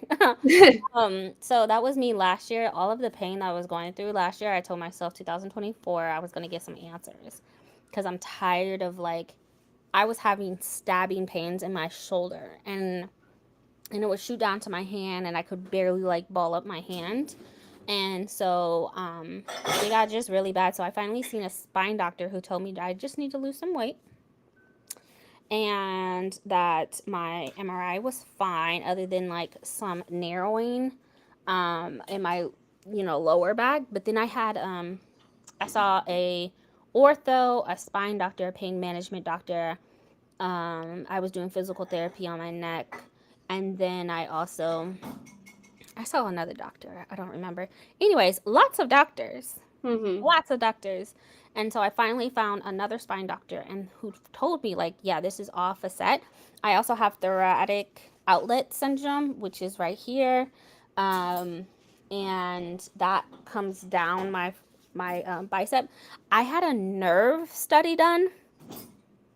When I tell you it is the most, some people are like crippled by it. But for me, what they do is they take a needle and they take this it kind of looks like an ultrasound reader and they zap you Mm-hmm. all the way down in your arm in different spots, and then they take another part of the nerve test is they take a needle inside your nerve, wiggle it around until they hit something, and then from there it zaps so you can feel it all the way up your neck, Yeah. and it is painful. Yeah, Yeah. But for me, it actually cut off, for whatever reason, cut off the sensation of my shoulder. So I actually felt a little better other than my neck. Yeah, chronic pain is no freaking joke. And I'll be going for my second MRI to figure out. But what is going to end up happening is I'm going to end up getting a fusion, which Yeah. screws and all types of stuff inside my neck. Yeah. Because My mom, I have arthritis, and it's been a whole ordeal. yeah. My mom, like, we're not sure like what exact, because we don't know the full result of it, but they have said before that like one thing they could do that could solve it is like basically having her go through surgery where like they'd have to, like, I don't know if it would be fusing necessarily, but like doing something with her neck. Mm-hmm. But you know, she's afraid something goes wrong and it leaves her paralyzed. Yeah. Because my uncle had, like, I think he had herniated discs, but it from years of football, you know, all this other stuff that he did growing up, you know. But he had to have, over the course of my life, he's had 3 neck surgeries. Mm-hmm. And my mom, like, and he was in a lot of pain when, you know, especially coming out of those surgeries and like dealing with the rehab of it all. Like, my mom's like, I justifiably worried. And I'm like, okay, well, I have to remind her, I'm like, Mama, we cross that bridge when we get there. Yeah. Let's get the answers first. Then we figure out what's going to work best. Mm. And if it's surgery, then, you know, maybe we have to just, we got to put our faith somewhere that it's going to go as planned, you know, but we'll cross that bridge when we get there. Right now, we're still waiting on results. Yeah. Yeah, my it wasn't until my spine doctor just like really was dismissive, and I was like, look, I've been in pain for the last 2.5 years. I cannot ball my fist up. Yeah. I was like, this is a problem. And so he agreed that there was like weakness on my right side. And so now I'm finally like getting started with the like injections, and hopefully I'll get one soon. But yeah, I have a person in my therapy group who also had fusions in his neck, and he was like, the next day, other than the surgery pain, I was in no other pain. And I was like, okay. I know a lot of people that I've met at the spine clinic who've had the neck surgery fusion. And so what ends up happening is that depending on where it is, your spinal column is already constricted, and so that's where the pain is coming from, is that it's hitting your spinal column. So they'll fuse, like, take, you know, certain devices and put it in there. Mm-hmm. But yeah, like, it's having anything near your spine can cause, obviously, paralysis. But Yeah. the alternative is that I live in pain forever. Right. What has Exactly. really been helpful for me is not necessarily medication, but those lidocaine patches, the prescribed lidocaine patches. When I tell you, I cut those babies up in like small patches and put them on my neck. Golden. Lasts for 12 hours. My mom has so, I mean, I think you remember at one point my mom was doing like 31, the bags and stuff or something. Well, that got closed down in December, and so she picked up another side gig where it's like called Jordan Essentials. It's like a lot of essential oil based things, but it's like also magnesium based things, because we do not get enough magnesium in our bodies. I have to take magnesium glycinate for my nighttime pain because I get pain in my hips and my knees, like they lock up. So they have this little stick where it's basically like magnesium, essential oils for like calming the mind and everything, and then like shea butter, you know, all these things. Yeah. And the one she uses that actually, I mean, it doesn't like take all the pain away, but it takes a little bit of the edge off, is like, it's got like clove in it, and it's got other anti-inflammatory like pieces in it. But the magnesium is like one of the things that like really helps her a lot. Like, and she has like a little stick for on the go. There's like a lotion. Personally, I've only used really one product of theirs, and it's been because like I really only get migraines every now and then. and I have one stick where it's like it's from their Christmas line, and it's just a magnesium stick, and I put that sucker on faster than anything an Excedrin could do for me, and That's just give me enough of the edge off to where I'm like, okay, I'm a little bit more calmed down. Yeah, that's amazing. Yeah. Yeah, I'm supposed to be starting some nerve treatment. I don't know. What I also really love is when the physical at physical therapy they have this machine that will lift up my neck. Like almost like a Y strap, like they would use it like a chiropractor or something. Better, it's tied to a machine. It's wrapped around your forehead and your neck and behind here, the balls of your neck behind. And it literally gradually pulls and holds it there, and then it will release and then pull again for 15 minutes. Oh my Lord. 15 minutes. That's amazing. It is amazing. He be Oh. putting me through it though, because he'll dig in my arm and like massage the nerve, and I'll be in a lot of pain. Mm-hmm. The moment you touch my neck and manipulate it, so my spine doctor will like bend and twist. The moment she does that, I just know I'm gonna be in a lot of pain. Yeah. So yeah, I need to find some other alternatives too. Treatments went fine, and I've been in disease-free for 3 years now. Yes. Healing from my second mastectomy. I have a high genetic predisposition to developing breast cancer. Oh, I see. Yeah, I do too. I'm positive for that trait. I think it's BRCA or something. 1 and 2. I have 1 and 2. It's ovarian cancer and breast cancer trait. Last mastectomy was preventative. I mean, hey, if it's very likely that you could possibly have that, then by all means. Hey, Courtney. Hey, Court. It's better now. Only wish my mom was more supportive. Haven't really heard a lot from my parents since I miscarried, and that hurts. Nothing I can really do about it, though. I'm sorry, honey. That's awful. I hope that they come around and that they recognize, what they're supposed to actually be doing as parents with a child that's dealing with that. What are they supposed to do? What do you mean by that? Like actually like reach out and be like, hey, are you okay? What's going on? Like actually like be supportive parents, when you have a child that miscarries. I think I would disagree with that. Wait, please explain. I think as a parent myself, my child's well-being is everything to me. Mm-hmm. I think support looks differently, and we talk about this a lot in therapy. Yeah, I've been going to therapy, y'all. Okay, we talked about this a lot in therapy. I disagree with thinking and putting expectations on people, and that includes parents. Mm-hmm. Okay. A lot of mommy issues that people have are because they expect their parents to be some type of way, feel some type of way, or whatever the case may be. If in a situation like this, if that happened to my child, I would hug her, I would love on her, but you need to go talk to a therapist. Like, this is something deeper. Mm-hmm. That if and for me, it really boils down to like, what do you expect of me? Mm-hmm. And don't set that expectation of me. Don't say I should be acting some type of way, or I'm not being supportive because I'm not talking to you about every day, every second of every whatever. Like, we have things we need to do, but it's a heartbreaking thing. Mm-hmm. It really is.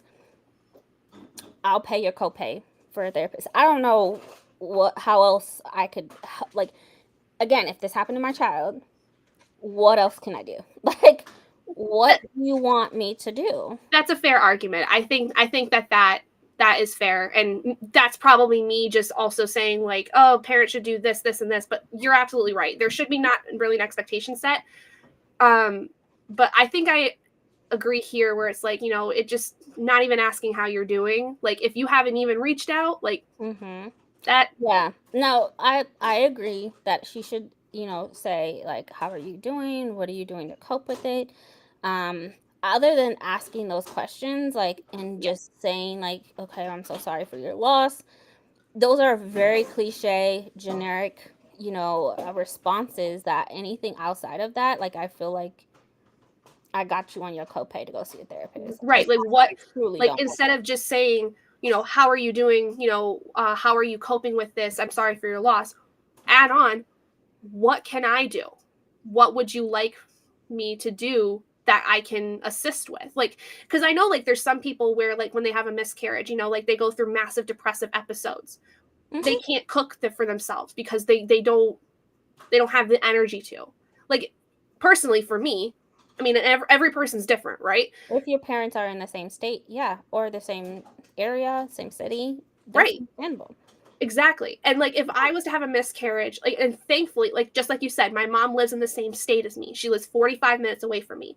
If something like that were to happen, there is no doubt in my mind that woman would pack her stuff and come live with me for a little while for however long I needed to help me cope through that. But she would also be like, you need to get back into therapy. Yeah. You need to do these things. I'm going to help you where I can and what I can help you with, but there's other things that I'm going to have you do to get yourself better.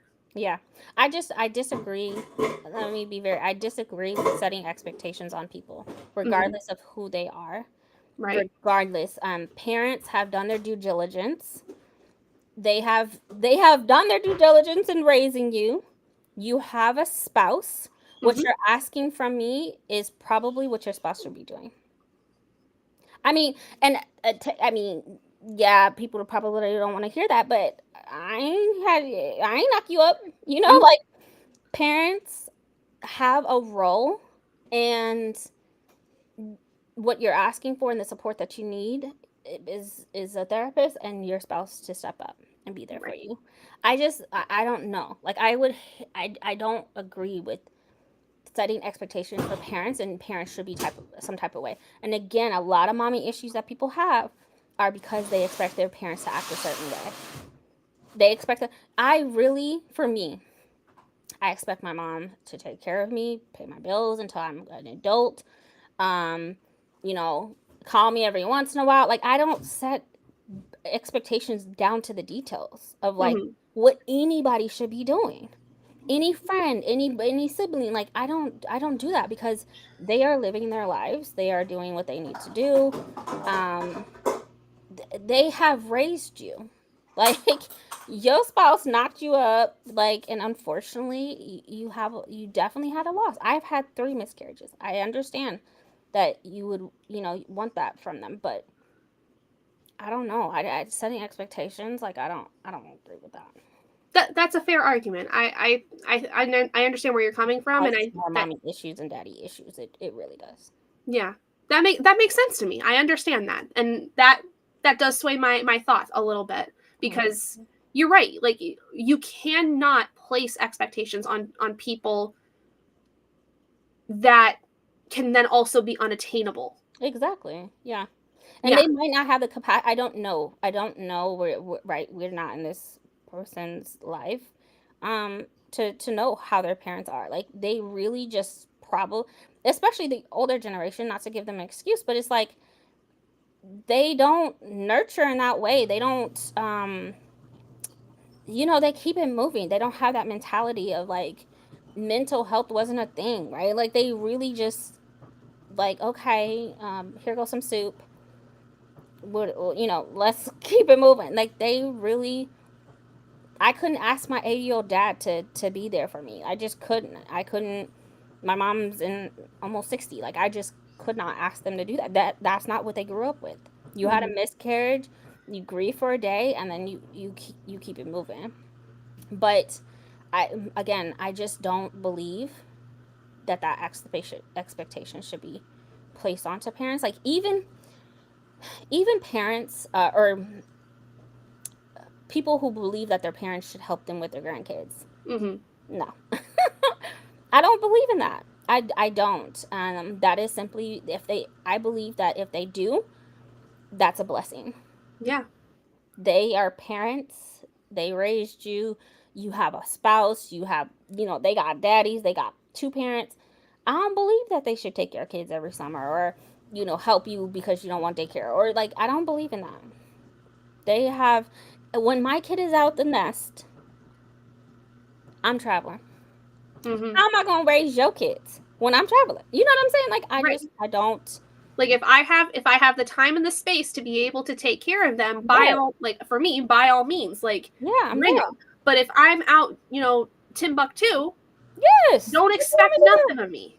Yeah. I Okay. just again that is just a people expecting so much of their parents. It just causes mommy and daddy issues, and I just think that you know, again, when my child leaves the nest, when my child marries off, you have relinquished me. You have relinquished me because you became one in a household with a spouse. You live in the same life as I'm living, married, got kids. You live in the same life I'm living. Don't Hmm. expect, don't ex, I think anything extra is a blessing. Yeah. Anything that a parent extra would do is a blessing. So that's I'm not trying to get on the soap opera. I just know me as a mom. The moment my kid goes to college, I got you on your cell phone bill, your medical, and food, and here goes your allowance. Like I am out the door. Hmm. I am all the things that I have not been able to do. Child, Yep. I'm That in makes Europe. What you want? Yep. Like you know what I'm saying? So Parents aren't always the nurturers we expect them to be, so taper them according to experience. When I went through fertility treatments, my mom never once asked me about them. yeah, Oof. exactly. Cause like this is not something you know. She knew they were happening too. I sucked up my feelings to know she would not be my support system, and didn't care to discuss with her once all was said and done and kiddo never happened. Mm-hmm. Yeah. Yeah, thank you for sharing, Courtney. Parents are not always nurturers. No. They are not. They give you, and this is why I said I don't believe in setting expectations because we expect them to be someone that we want them to be, and they cannot. They don't have the capacity to do that. And then when they don't show up for you in a way that you expect them to, then it's like I'm depressed. I'm this. I'm that. And I just think that, like Courtney says, taper it to what they have the capacity based off your experience and what they have the capacity of doing. Yeah.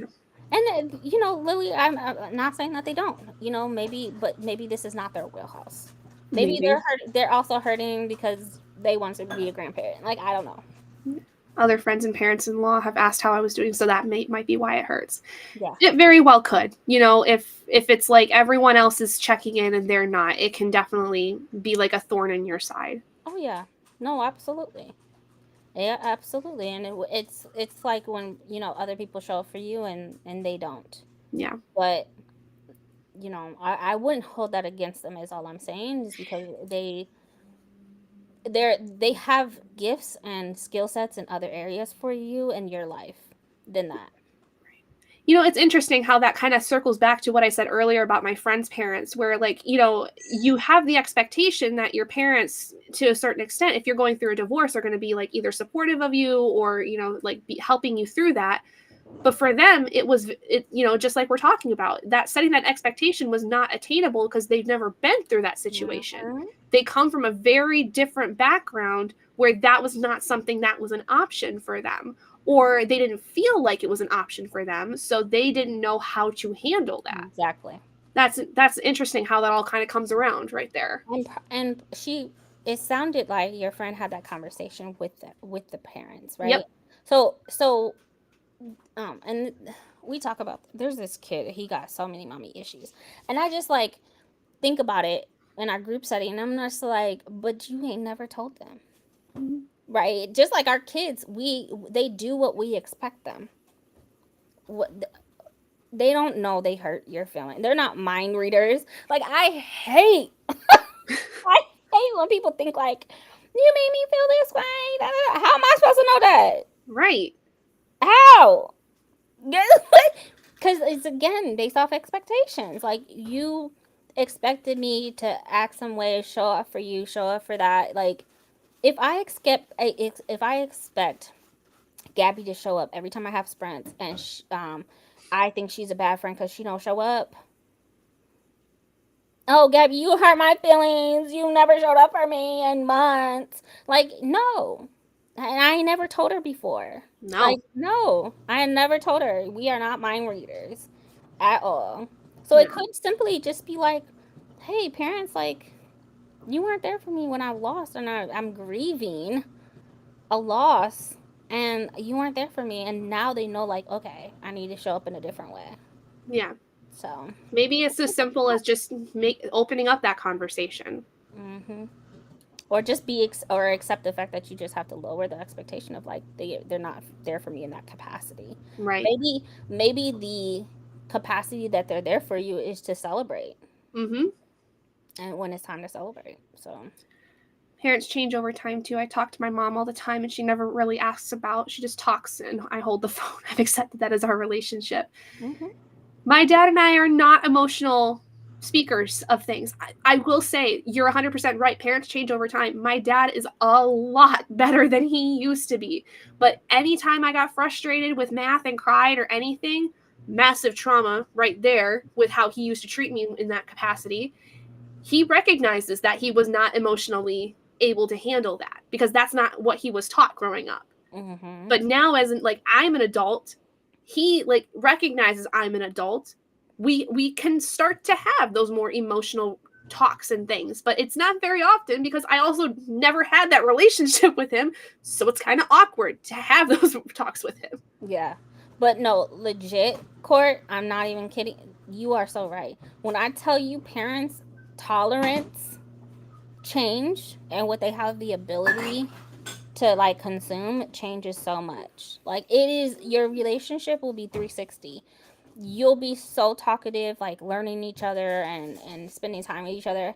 My dad is 80 years old. I,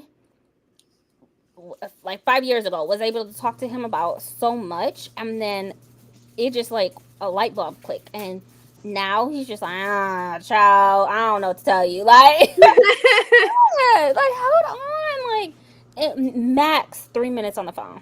Max. Like, they don't have, their tolerance is, like, not even there, you know. But again, that's just based off, people will give you what they can. And so if they don't know, even if they do know, they don't have, they'll give you what they have, you know. Yeah. I can't, every time Gabby sends a link, I can't show up for her all the time. Okay. I got a job. You know, but hey, again, it's just like the expectation of, put the wrapper back, of people will give you the most that they can. I can't give you anything else than what I have. So yeah. That's an important conversation though to have too. It is like, you know, what exactly do you expect of others? And when you set that expectation, then you set yourself up in some ways, depending on the person, for failure. Because if that person cannot live up to that expectation, you either break your own heart because you set that expectation so high, or you damage the relationship you have with that person because you set those expectations and they feel like they're never going to live up to them. Look, which is why I'm very clear with my kid. You get married, you have that person to rely on. You have that person to rely on. Yep. You know, don't ask me to help you with your phone bill. I'm sorry. What? You got a man. What you I don't know what to tell you. Hold on. Struggle for another month. You know, ask 3 other people, then ask me. I don't know what to tell you. Like, yeah. But also, if my daughter was to get married and be at the house, of course I'm going to be there for her if she needs to. There's some struggle that needs to happen before I'm like, okay, you know, you really don't know what to do. I'm going to be there for you. But, no, you got a man. Which, I ain't your baby daddy.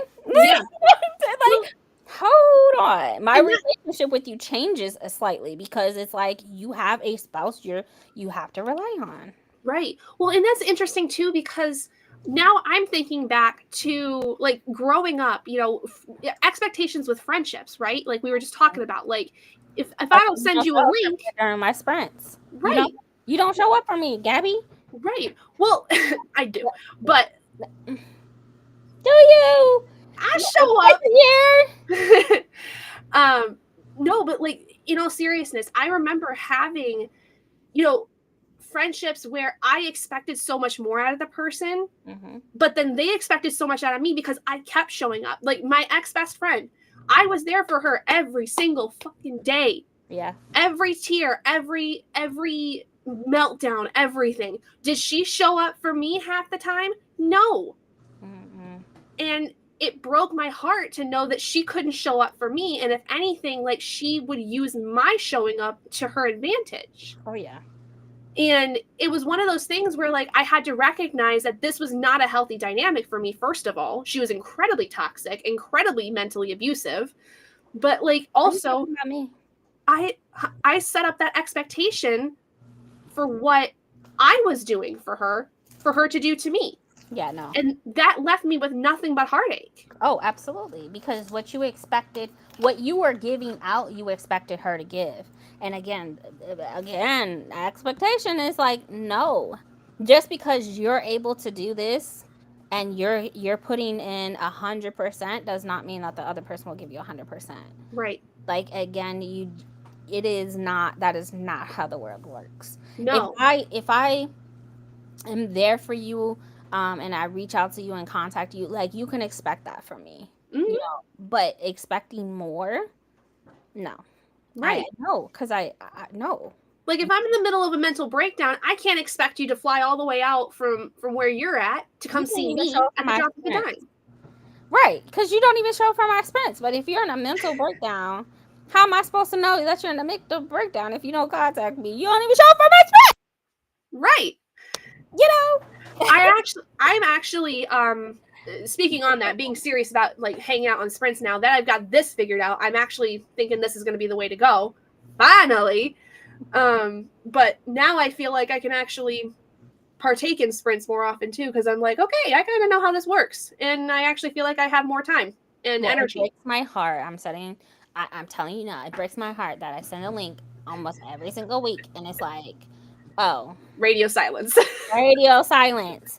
Not a text message back, not a message back, not a nothing. Not a text message back. And I know you're not a mind reader, so now I'm telling you now. No, I'm just playing. No, all good. All jokes here. But it's interesting.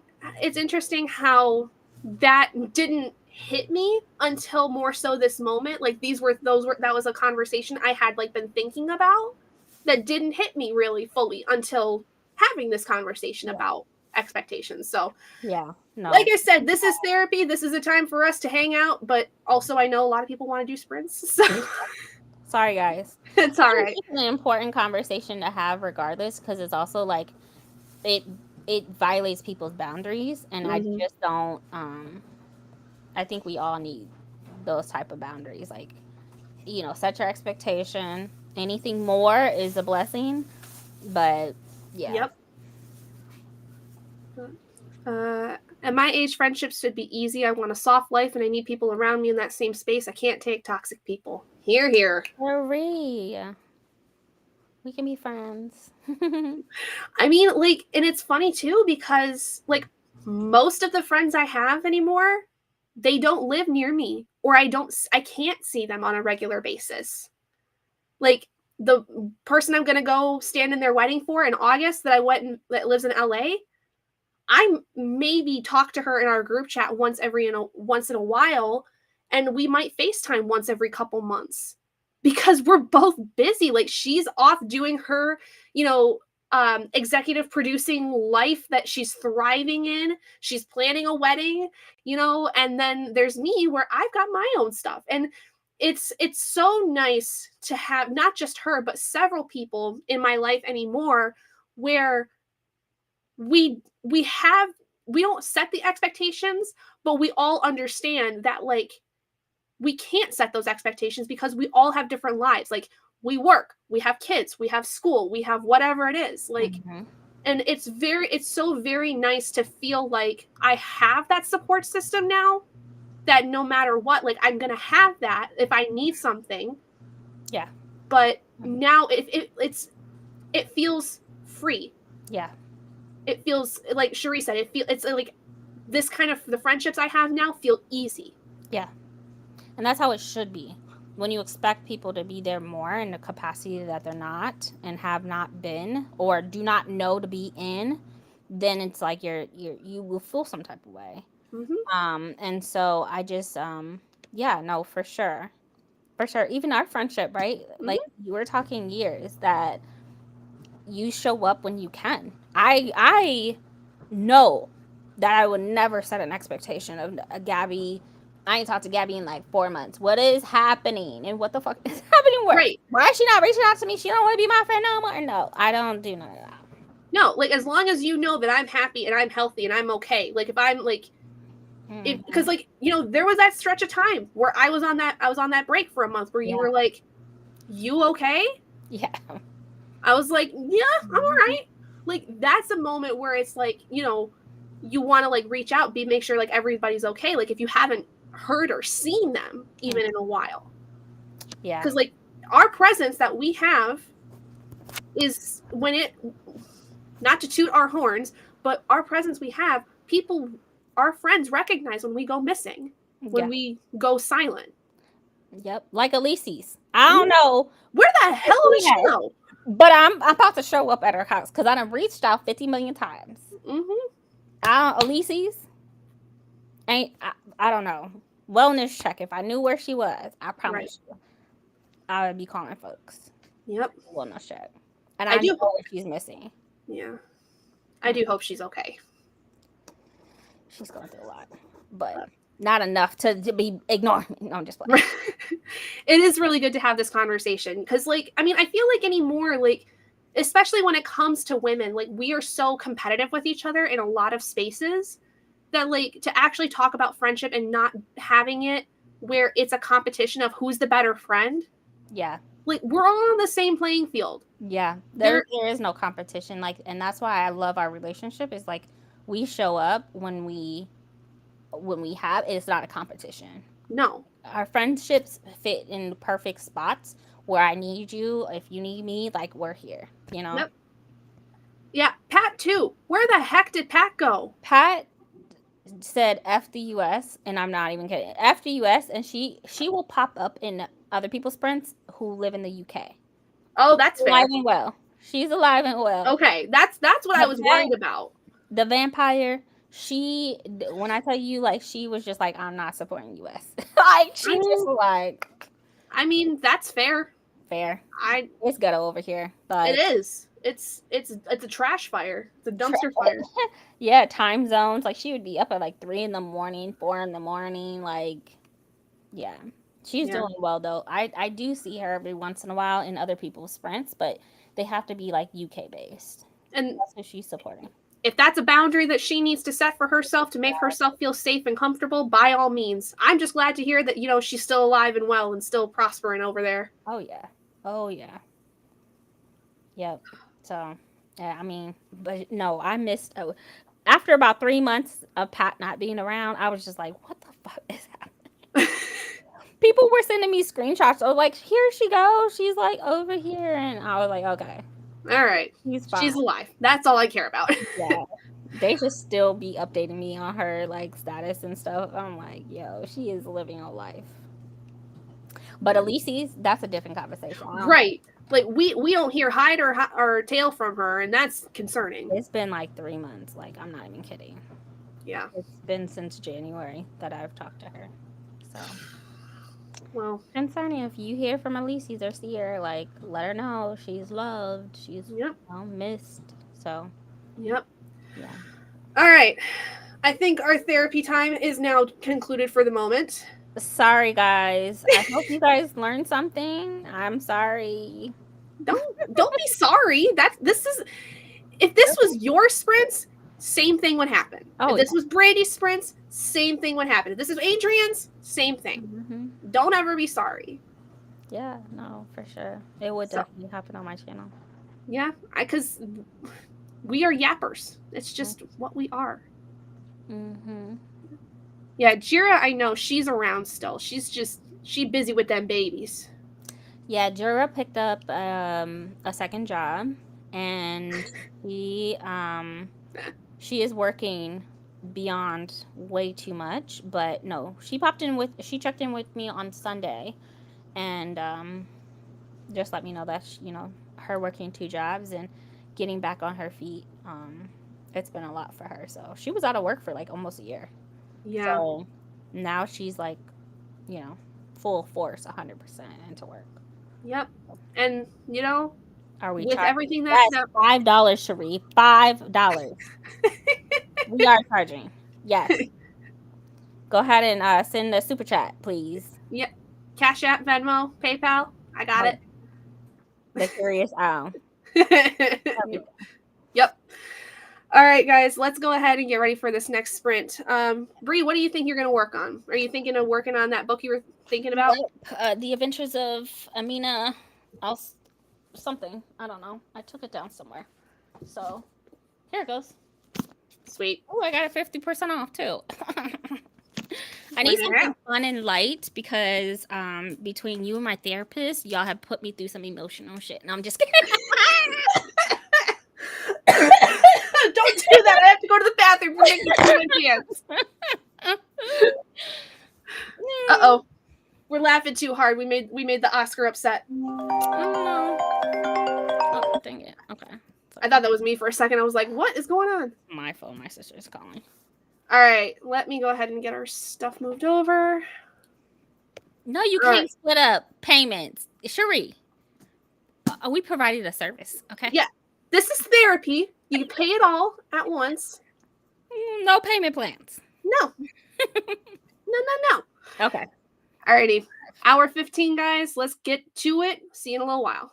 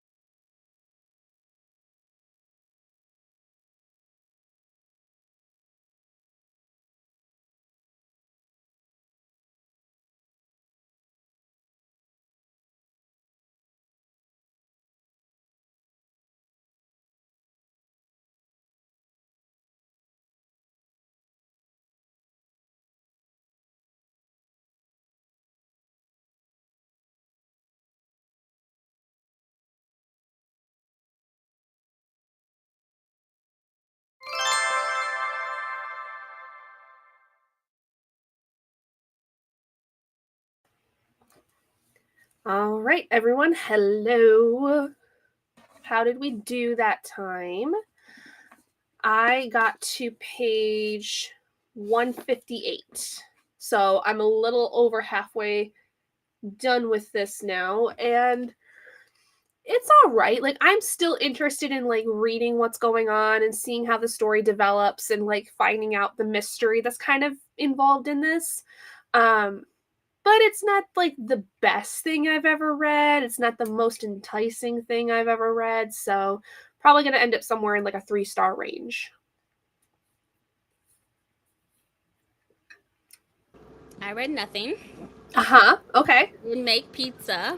Okay. And then I had 2 friends call me to express to me their concerns of like life and family.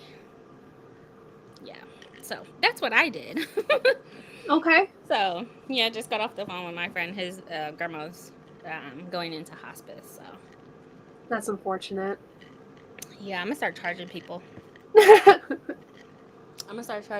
mean, I think I give really cool advice, or different perspectives. Like at this point, my $5 is about to get raised. Okay. Yeah. The tabs need to be paid. Yeah. Seriously. Had some lunch and did some chores. Nice. Hi. Monique. Hello. Cash. How Cash. are you? How are you doing? Cash money. Send the super chats. Yep. Oh my gosh. But in this economy, we need it all. But I'm really looking forward to starting Amina. I just haven't started it yet. I got this stamp for Christmas where it says the Library of Restream. It's really cute, and I'm finally like getting to use it. Yay! So, yep, stamping some of my books. 2 hours left in Blood Sisters. Nice. I want to read that. What's up? What's up? If you're young and don't know where that's from, I'm sorry. Work is my life. Yeah. Feel that. Feel that. You'll go on break in a couple more weeks. Yep. Yeah. I'm sorry. Those baby kids, too. I mean, yeah, you got this. You got this. She's a teacher as well. There's a baby spooter hanging out. A baby what? Baby spider. Shoot it. Get your broom. You don't have to kill it. Just shoot it. No. It's tiny. Hey, friend. What are you doing? I get something so I can take him outside. Yeah. You have a dustpan or something? I do. He's like right in this weird spot. So in the top part of our house, it's angled. Yeah. So he's right in like the slant, about to like crawl down into the side. So I'm like, go get the dustpan, and then like, by the time you come back, it might be in a good spot. Yeah. Just in case. Oh, he's climbing. I'll hold down the fort. All right, you hold down the fort. I'll be right back. Okay. What are we going to talk about? What are we talking about? 3 more weeks, amigas. Hey. I'm so glad you got that. I reference it all the time. Look. If you don't know, you too young. You too young.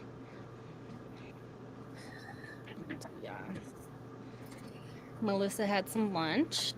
What did you have for lunch? Hey, little friend. You're gonna come down this way. So, boop, boop, boop, boop, boop, boop. Got you. For a walk. I have no idea where she's at. Did I get you? Bree about to go ham. Look, she gave me free reign. You know. Well, she did. I've lost the spider. You got it or you dropped it? I dropped it. I don't know how. Okay. He's tiny. He ain't gonna hurt nobody. Unless it's you know, was it brown? No. Okay, okay, you good then? Yeah, a little itty bitty, like size of a, oh gosh, like a pebble, like a little tiny pebble.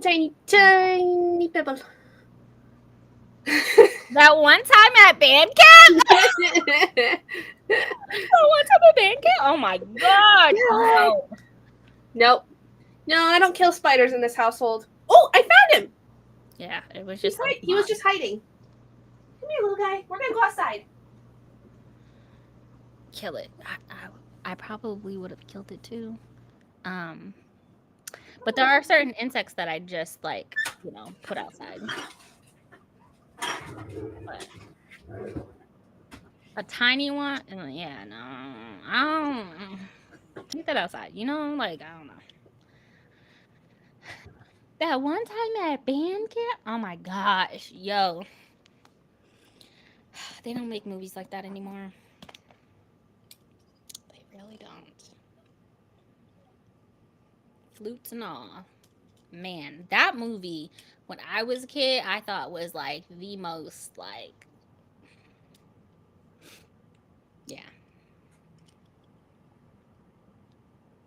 You wanted something to talk about? Look. Yeah. There's a lot we could do talk about right now. Let me get my wine. I think I have some champagne. The 2000s were a time. 2000s were the time. I feel like the 90s I just was grieving a lot of Pac. I don't know if I was having a lot of fun, but music back in the 90s was like the hit. 2000s was definitely like my movie era. The spider is outside now. Congratulations, you did your good deed for the day. I did. I don't kill spiders in this household. Even if it's the brown ones, the like poisonous ones. We don't get those ones, thank goodness. I definitely do in Texas. No, this one was like a little, like he was kind of like gray. He had hairy legs. Just hanging, just vibing. But I said, "Sir, you need to evacuate the premises. Mm-hmm. You need to go about your merry way." Yep. Cause my house ain't it. Nope. This is my house. It was in every club in the 2000s. Catch me every weekend. Look. These kids, and that's one thing about being a parent, like our kids would never know the us. Okay? We done sacrificed so much. I was out living a life, had friends, you know. I've gone bar every Thursday, Friday. I went to one bar in the entirety of my college experience, and I hated it. Bars are the best because they're like, it's not too loud. It's pretty calm and chill.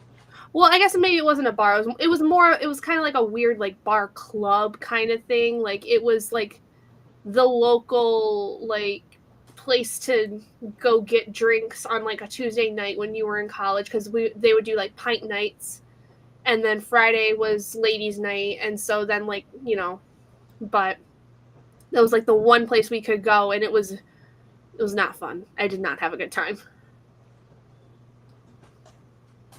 I'm more of a homebody. Yeah, I don't do. If they were dancing, that ain't my scene. Like, but the bars, when I tell you, like, after work, I used to work for PayPal. We would head to the bar that was right outside the parking lot, and it was a fun time. Yes. Well, yeah. I would only do that on Saturdays. So I would like dress up on Saturdays, but my Thursdays and Fridays was like chill days. Saturdays was like, okay, I'm about to go out. No coat, no nothing. Yes, just your heels and a dress. Freezing. Freezing. on a ladies free before 11. Yep. Those were the days. Now they just have brunch. Brunch. That's the most I could do. After that, I'm in bed. God, I'm old. Yeah, anymore now, people I know that are like in college or anything, it's basically like frat parties. Like they don't really go to bars, they don't really go to clubs, at least not around here. They mostly just do home parties and stuff like that.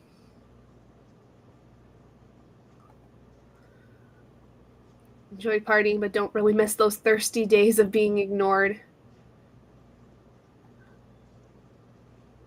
Rolling the dice with my life, trying to get noticed. What do you mean? I I was got to a point where I just stopped doing things because I was tired of attention.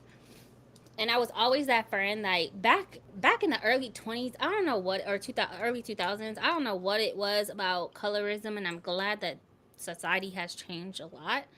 But I'd be like, look at my friend, she dark skinned, beautiful, like, you know. That's all I did. That's what I spent my time doing. Like, go dance with my friend. Don't. Mm.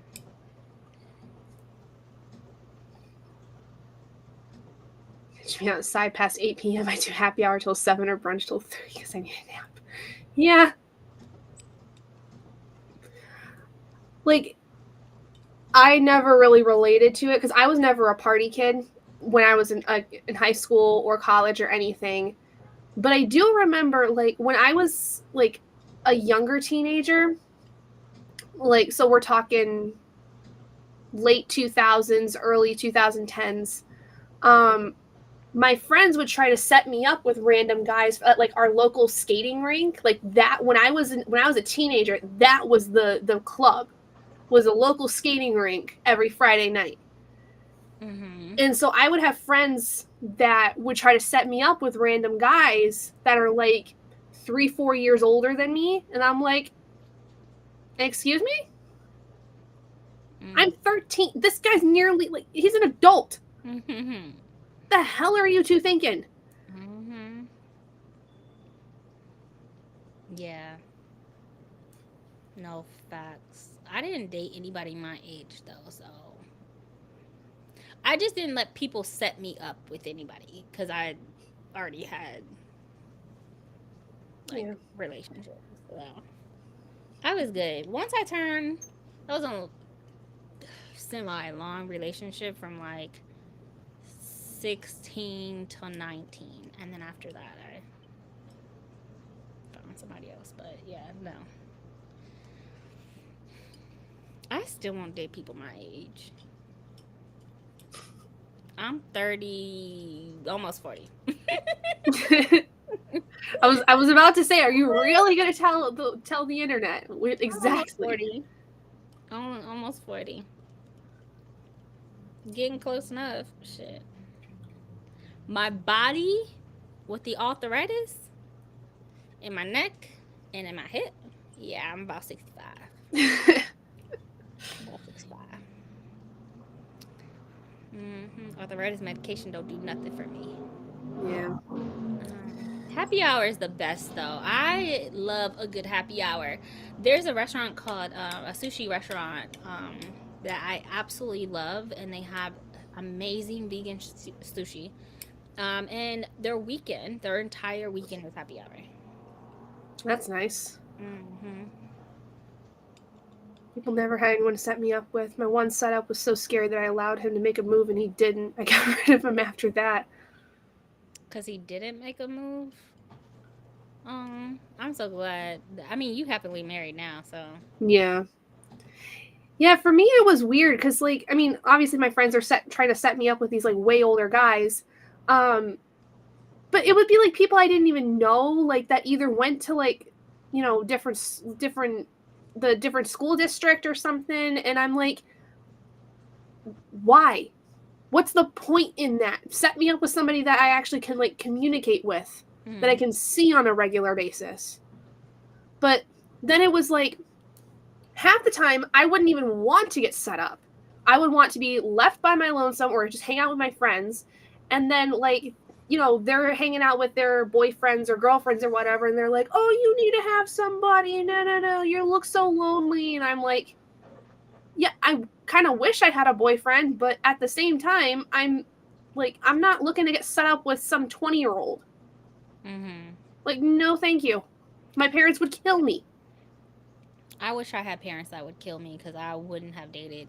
Honestly, I think that I spent a lot of time either working, because I was working full time at 16, had a job at 14, and then once I turned 16, got a full time job. Like, I really wish I just focused on that and focused on school, because I was making time for my relationship, which I thought was important. And people would tell me all the time, like, oh, like, in high school, you're going to get older and y'all not going to be together. Like, this is just a phase. I wish somebody would have, like, actually sat me down and just said, relationships are not forever. This is not going to be her forever person. Focus on school. Never had that. Never had that. I shouldn't have made as much time. I look back, like, my free time that I had, the little bit of free time I had, I spent, dating, going out, having dates. Like, no, I shouldn't have done that. I mean, like we said, hindsight 2020, right? Hindsight 2020. That man craze, that boy craze that a lot of us girls go through, it just, to me, is like, for what? Oh my god, I wish I could go back and, like, just slap the shit out of myself for some of the things that I would think about myself because I was upset about a boy. Like, my cousin was, like, the most boy crazed cousin out of all of us. And, like, it was constant. Like, every other word out of her mouth was about some boy. Yeah. Me, it was, I didn't get noticed enough by the guys that I actually liked and that I had a crush on, so I was heartbroken half the time.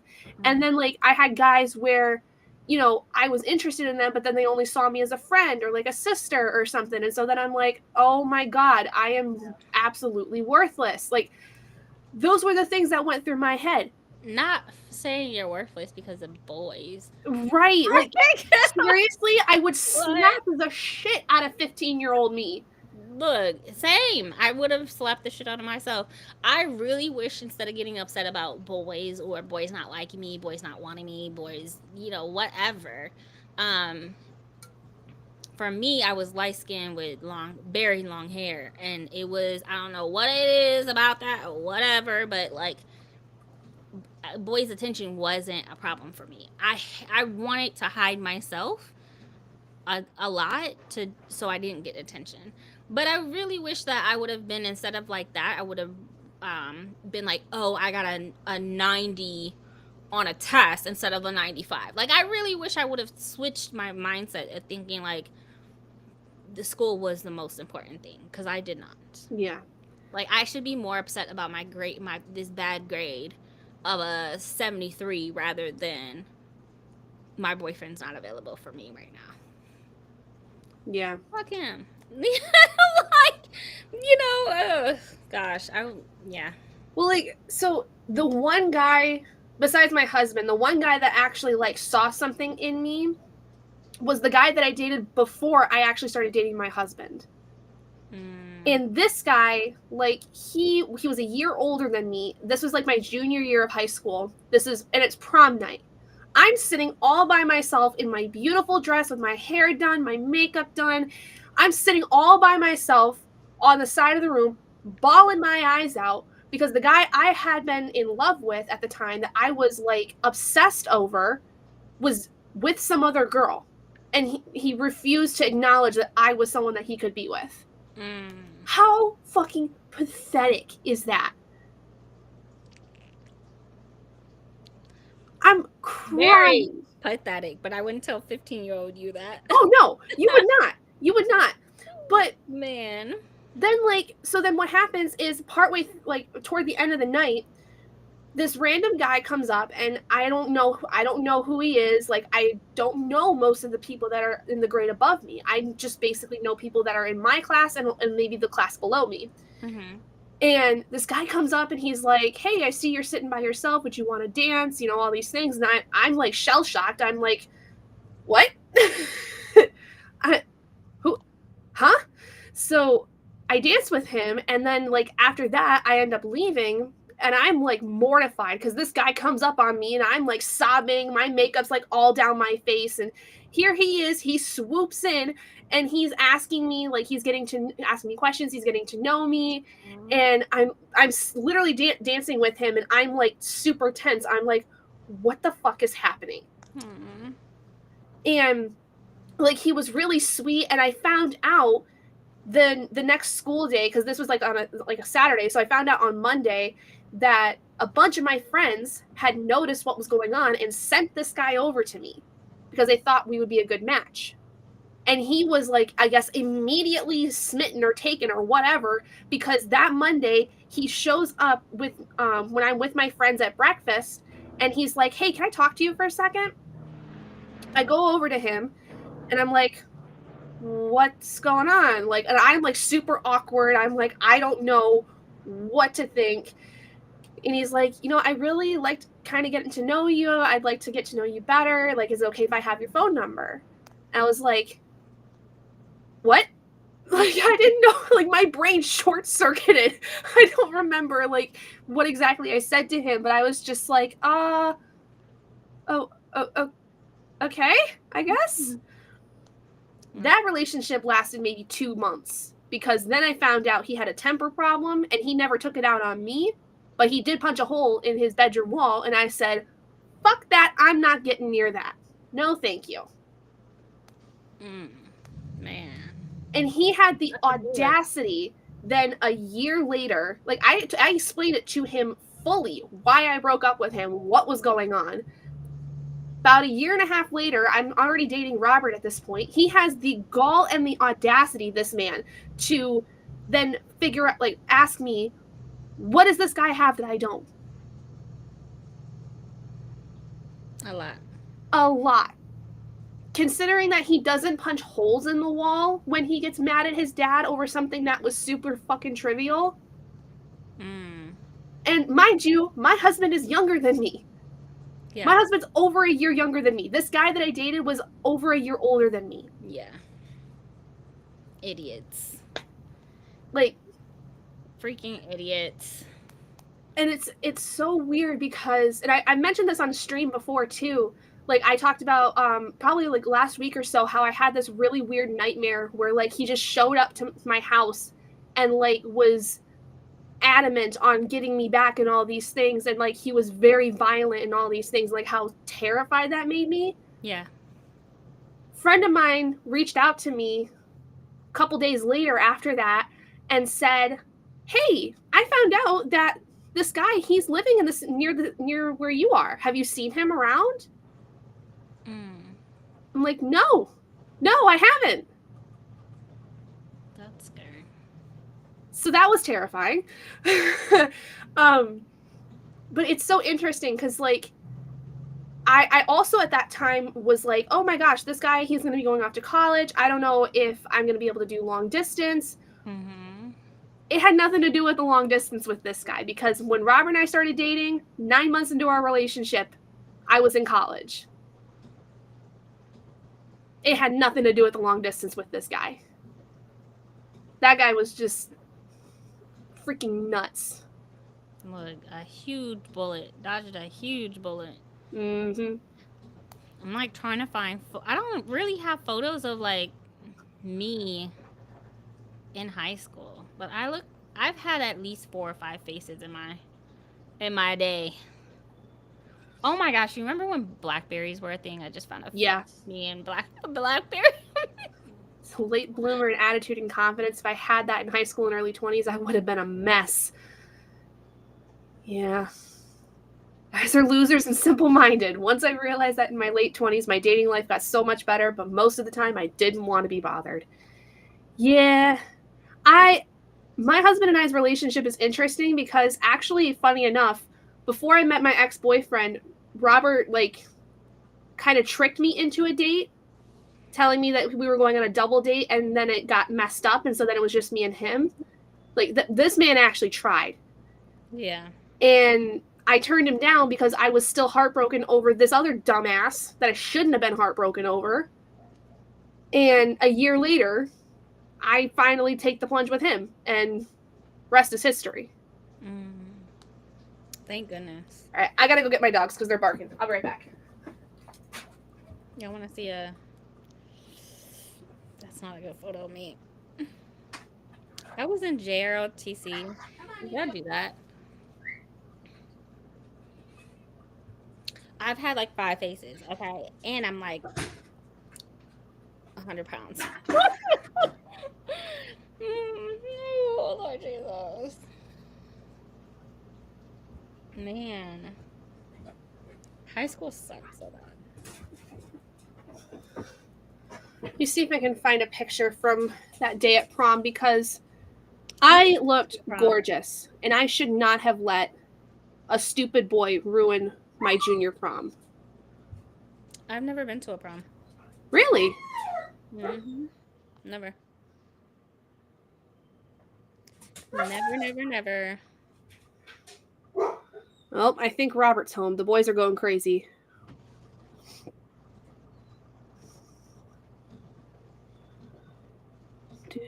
Do.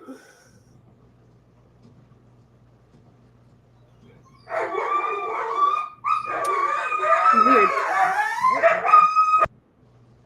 The babies. Aww. Yo, I look so different.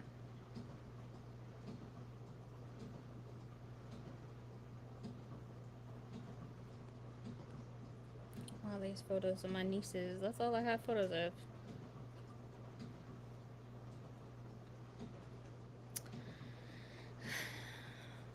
That was not the Brie I see. Look, at all. I'm telling you, I've had like 5 faces. At least. My hair. Crazy.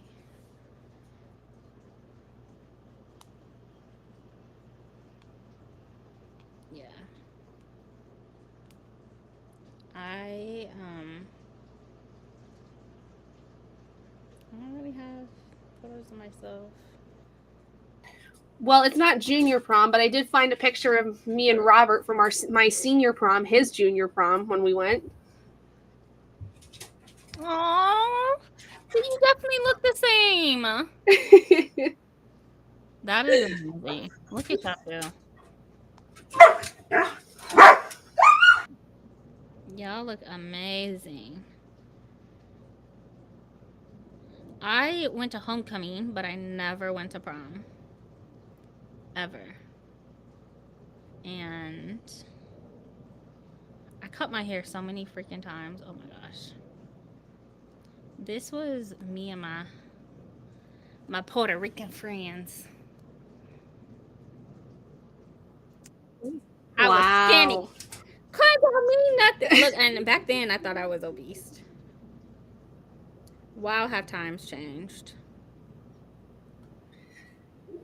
Yeah, it's this summer is my 10-year high school reunion, and I'm not sure how I feel about it. I think my 20-year reunion is coming.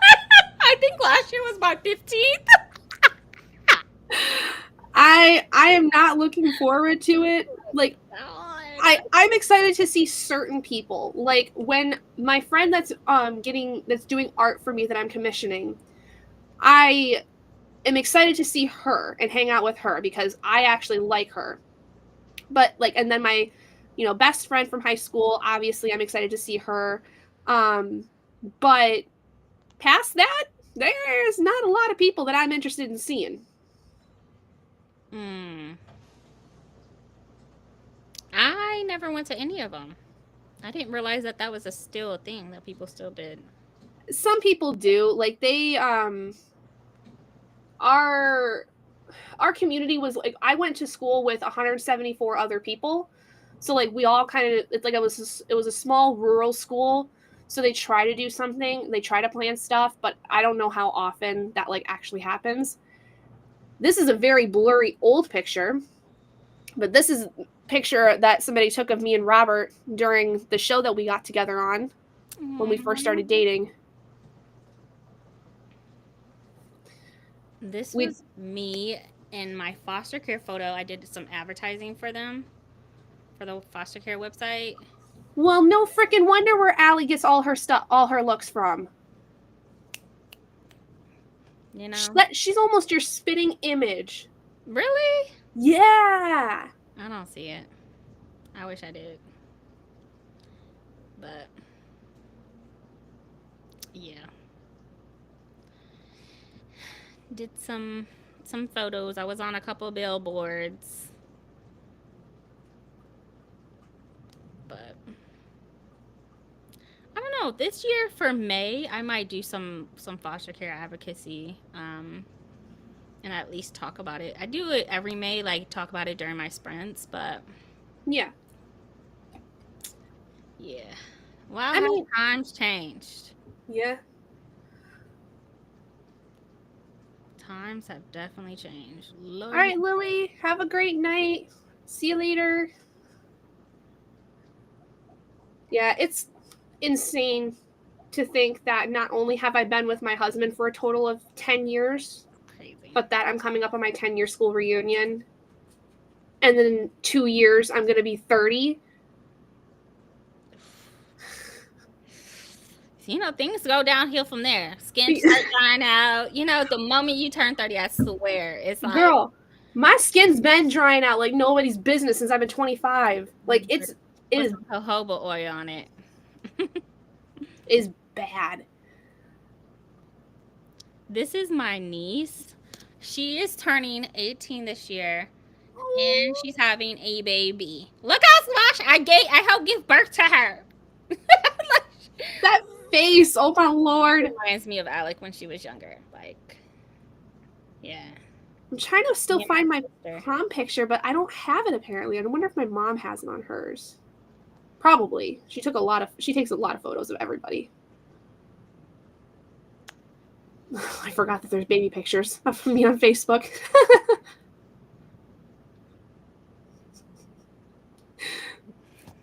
As hot mamas. Oh, look at the baby. That's baby me.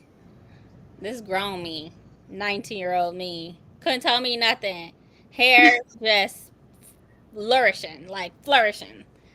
You know, living my best life. I don't have any, like, children photos, though. Because, you know, foster care.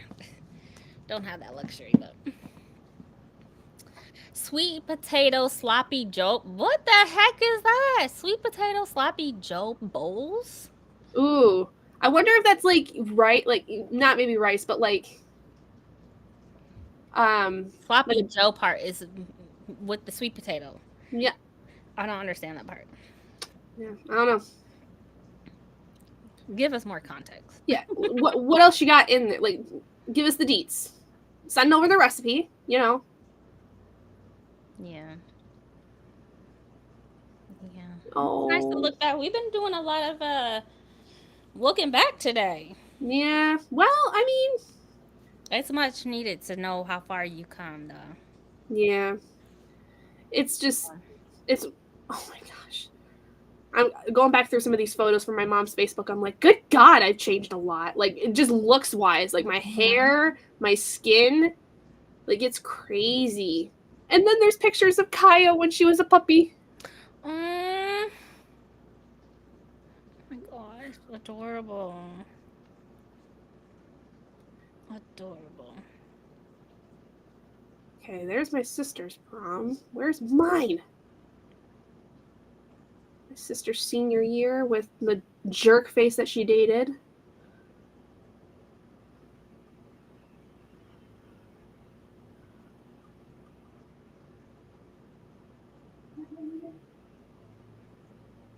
Sloppy joe sauce with the sweet potato, though? You know, I trust you. If it's good, though. I'm a vegan. See, I don't like sloppy joes. That's my thing. But like, if you were to do like, I keep thinking for some reason sloppy joe and beef bulgogi, those are two separate things. Yeah. I'm just got beef The bulgogi sauce sauce in the is brain. sloppy Joe sauce is definitely like a tart tomato based. Um, Okay, so this is like the day that I got my prom dress for junior year. That is what I wore. that is stunning. Move your head. Okay. Look at you, all the hair. I love that color. Green is just is your thing. I cannot believe I let some stupid little boy be the reason that that was not more beautiful. Look, but you won in the end, so I did. I did. I won and then some. fuck them. You know. Hmm. Oh, here we go. This is a picture of me made up on the day of. Oh, okay. That's And 16-year-old mess me. up your makeup. That's what you look like beforehand, and then you mess up your makeup crying. Hmm. Crying over a boy. Yep. I cannot wait for the day that my daughter cries over a boy. I cannot wait to like either probably not backhand, but I like mentally will backhand her and then shake her And then give her ice cream. and then give her ice cream. Say, have you lost your mind? You know much how valuable you add to people's lives. You know, just all the great things. This is one picture I love of myself from when I was like 16, 17. That's so you. You kept the same face. That was actually taken when my mom and my friend and I went to Warp Tour, and that was the Warp Tour I got into a fight in. Okay. Yeah, I definitely had like 4 or 5 faces.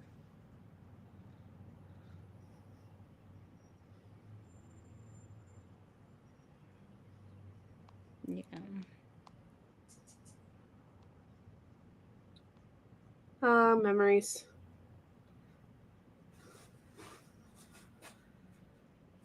So many great things to reflect on. Hmm.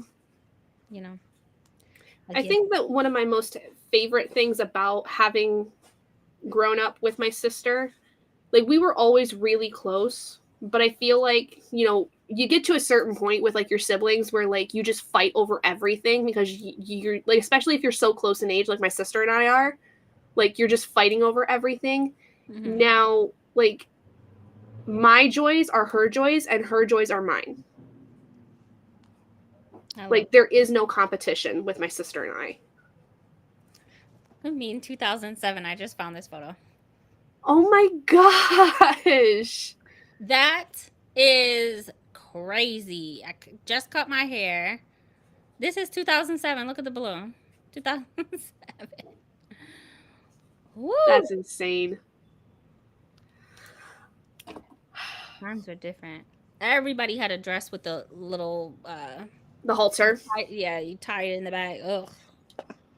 Yep. That sounds like 2007 to me. God. Where Horrible. was I? What grade was I in 2007? I was in middle school, I think. Stop aging. No. No, no, no, no, no. I would have been fifth or sixth grade.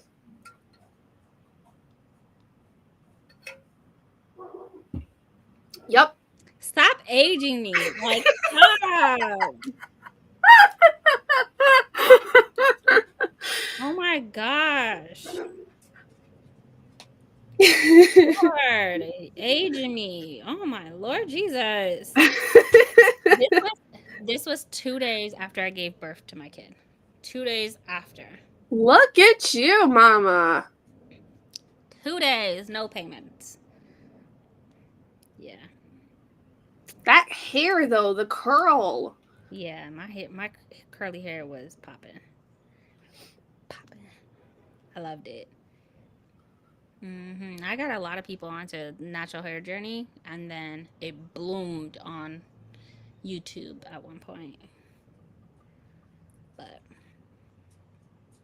Melissa was 27 and working their first adult job in 2007. Didn't she age you? Like, don't you just her saying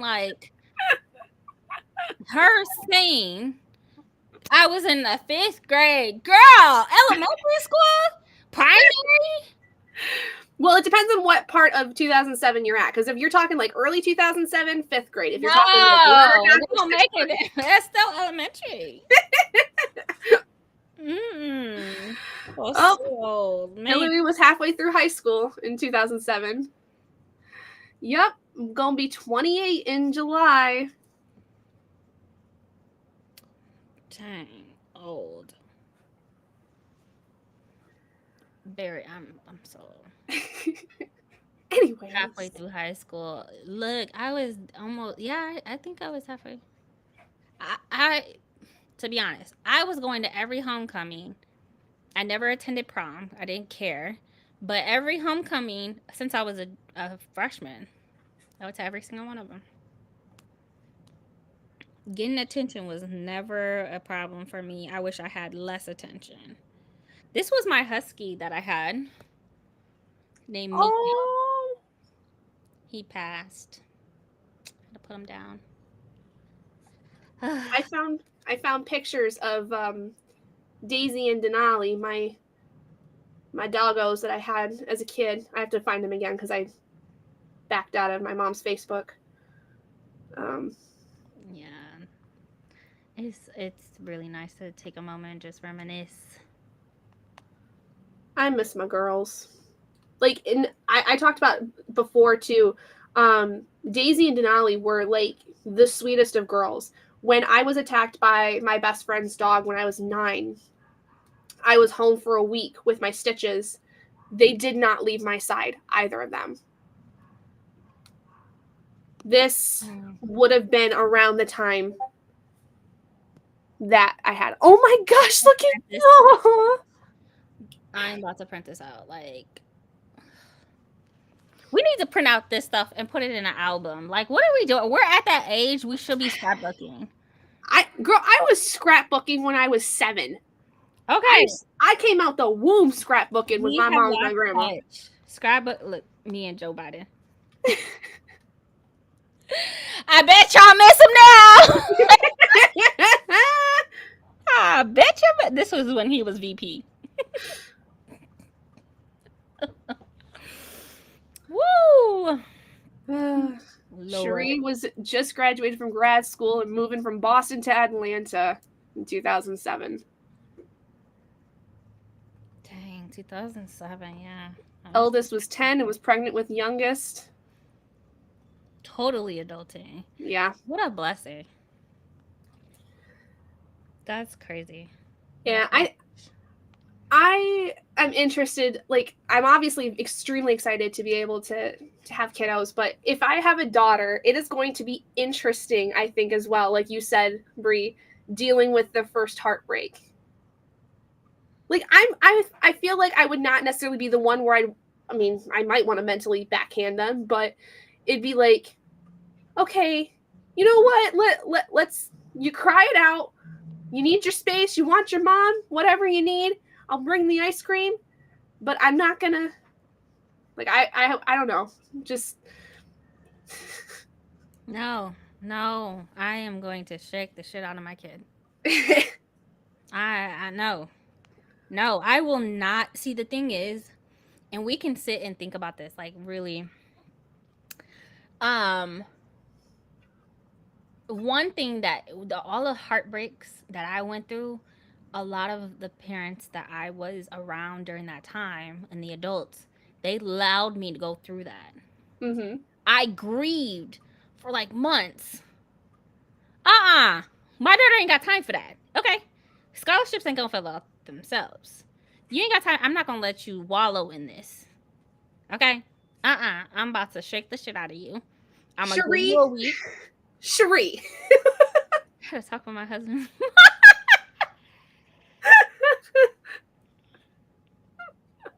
Talk about manifestation. Like a deep conversation. A deep conversation. I feel that. I so feel that.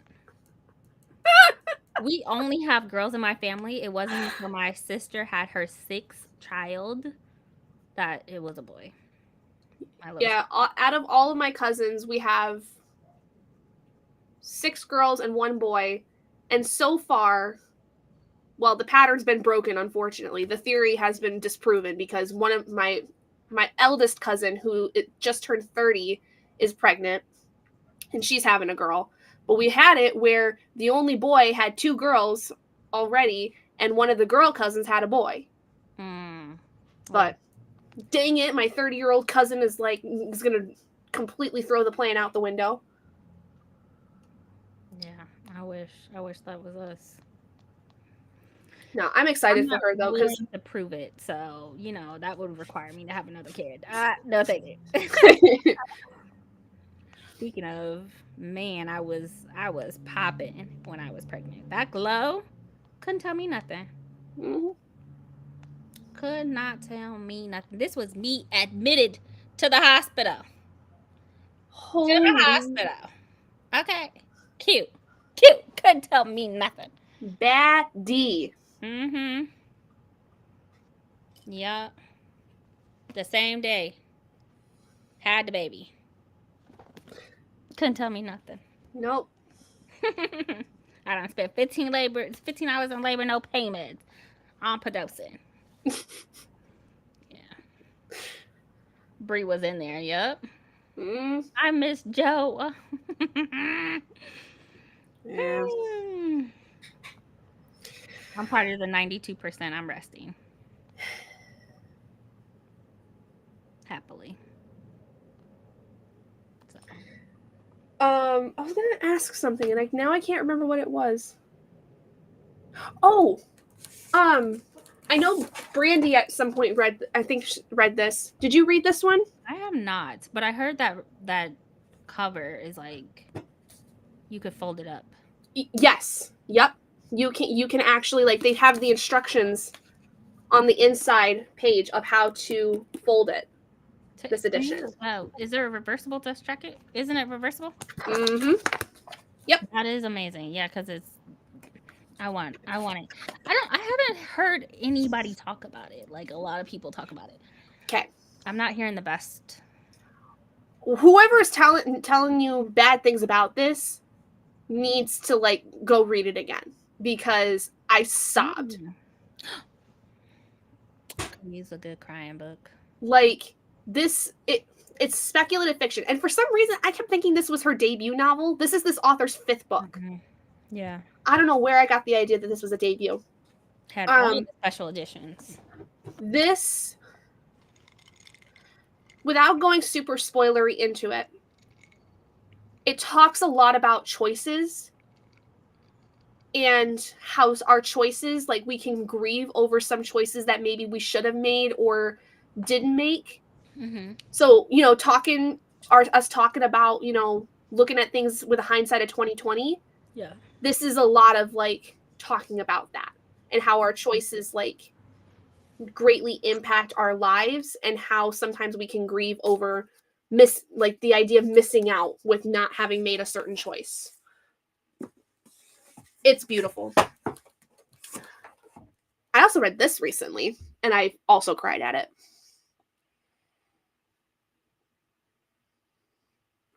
I am going to. Oh, I want that. I cried at this one as well. Mm-hmm. This is beautiful. They can't do no wrong. No, not at all. They can't. I'm gonna order watermelon. It's good. It is so good. Pingo, and so I'm gonna see if it's on Pingo. I've ordered like 5 books this week off of Pingo, including this one that I got today, which is a they package it really well, and it's one of those secret, like, date book. I don't know. Blind date with the book. Blind date with the book. So it looks like there's 2 books in here. Oh, and a bath bomb. Nice. Okay. Appreciate it. There's a notebook in here. Cute. This was like I don't know, I think I paid like $35 for, but they're special edition books. Either from Illuma. All it says is it was from Illumicrate, Fairy Loot, The Broken Binding, and maybe Owlcrate or something like that. Mm-hmm. But it, of course, it's blind date with the book, so you don't know which. So. Right. I'm gonna open it in a second. Are you gonna do another sprint, or is Robert home? He's home. I think I'll still do one because I think I heard him turn the stovetop on, so I think he's cooking dinner. But we'll do a 90 and then call it there, I think. Let me fix my Sounds good.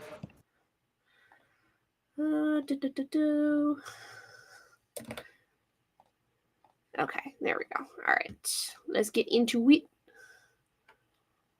All right, guys, 90 minutes. Make it count. This is our last sprint. So do whatever it is you need to do in this next 90 minutes, and I will see you. We will see you all in a little while.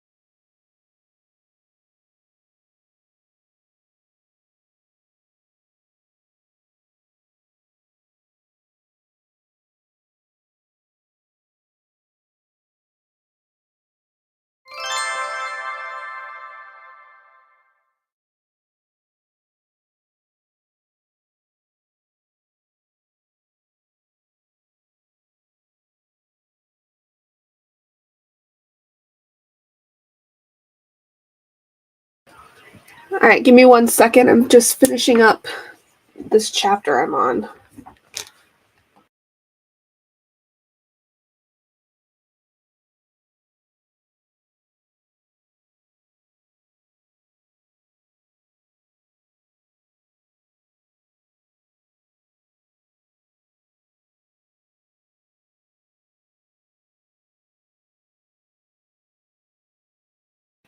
Okay, so I made it to page 214. Bree ended up having to head out, so I'm pretty sure that's our last sprint because it is getting kind of later here. And honestly, I'm starting to get a little sleepy from having read all day. So, how did you guys do with that last sprint there?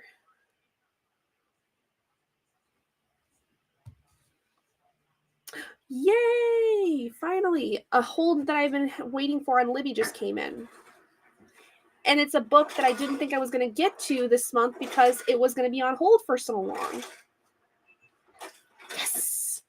Very happy with that. All right, let's see. Where did my drink go? It's right there. Ugh. Made vegan Alfredo pasta for dinner and tofu. Ooh, that sounds wonderful. That sounds amazing.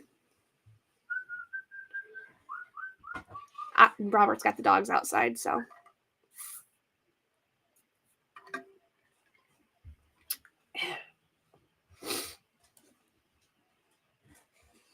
I'm not sure if one of the boys are going to come up.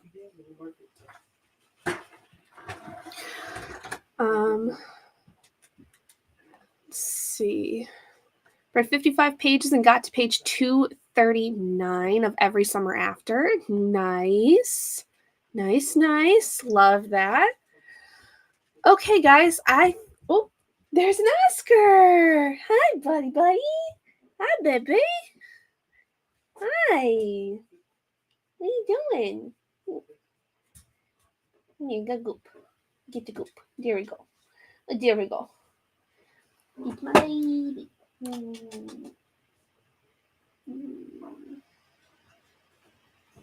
Yum.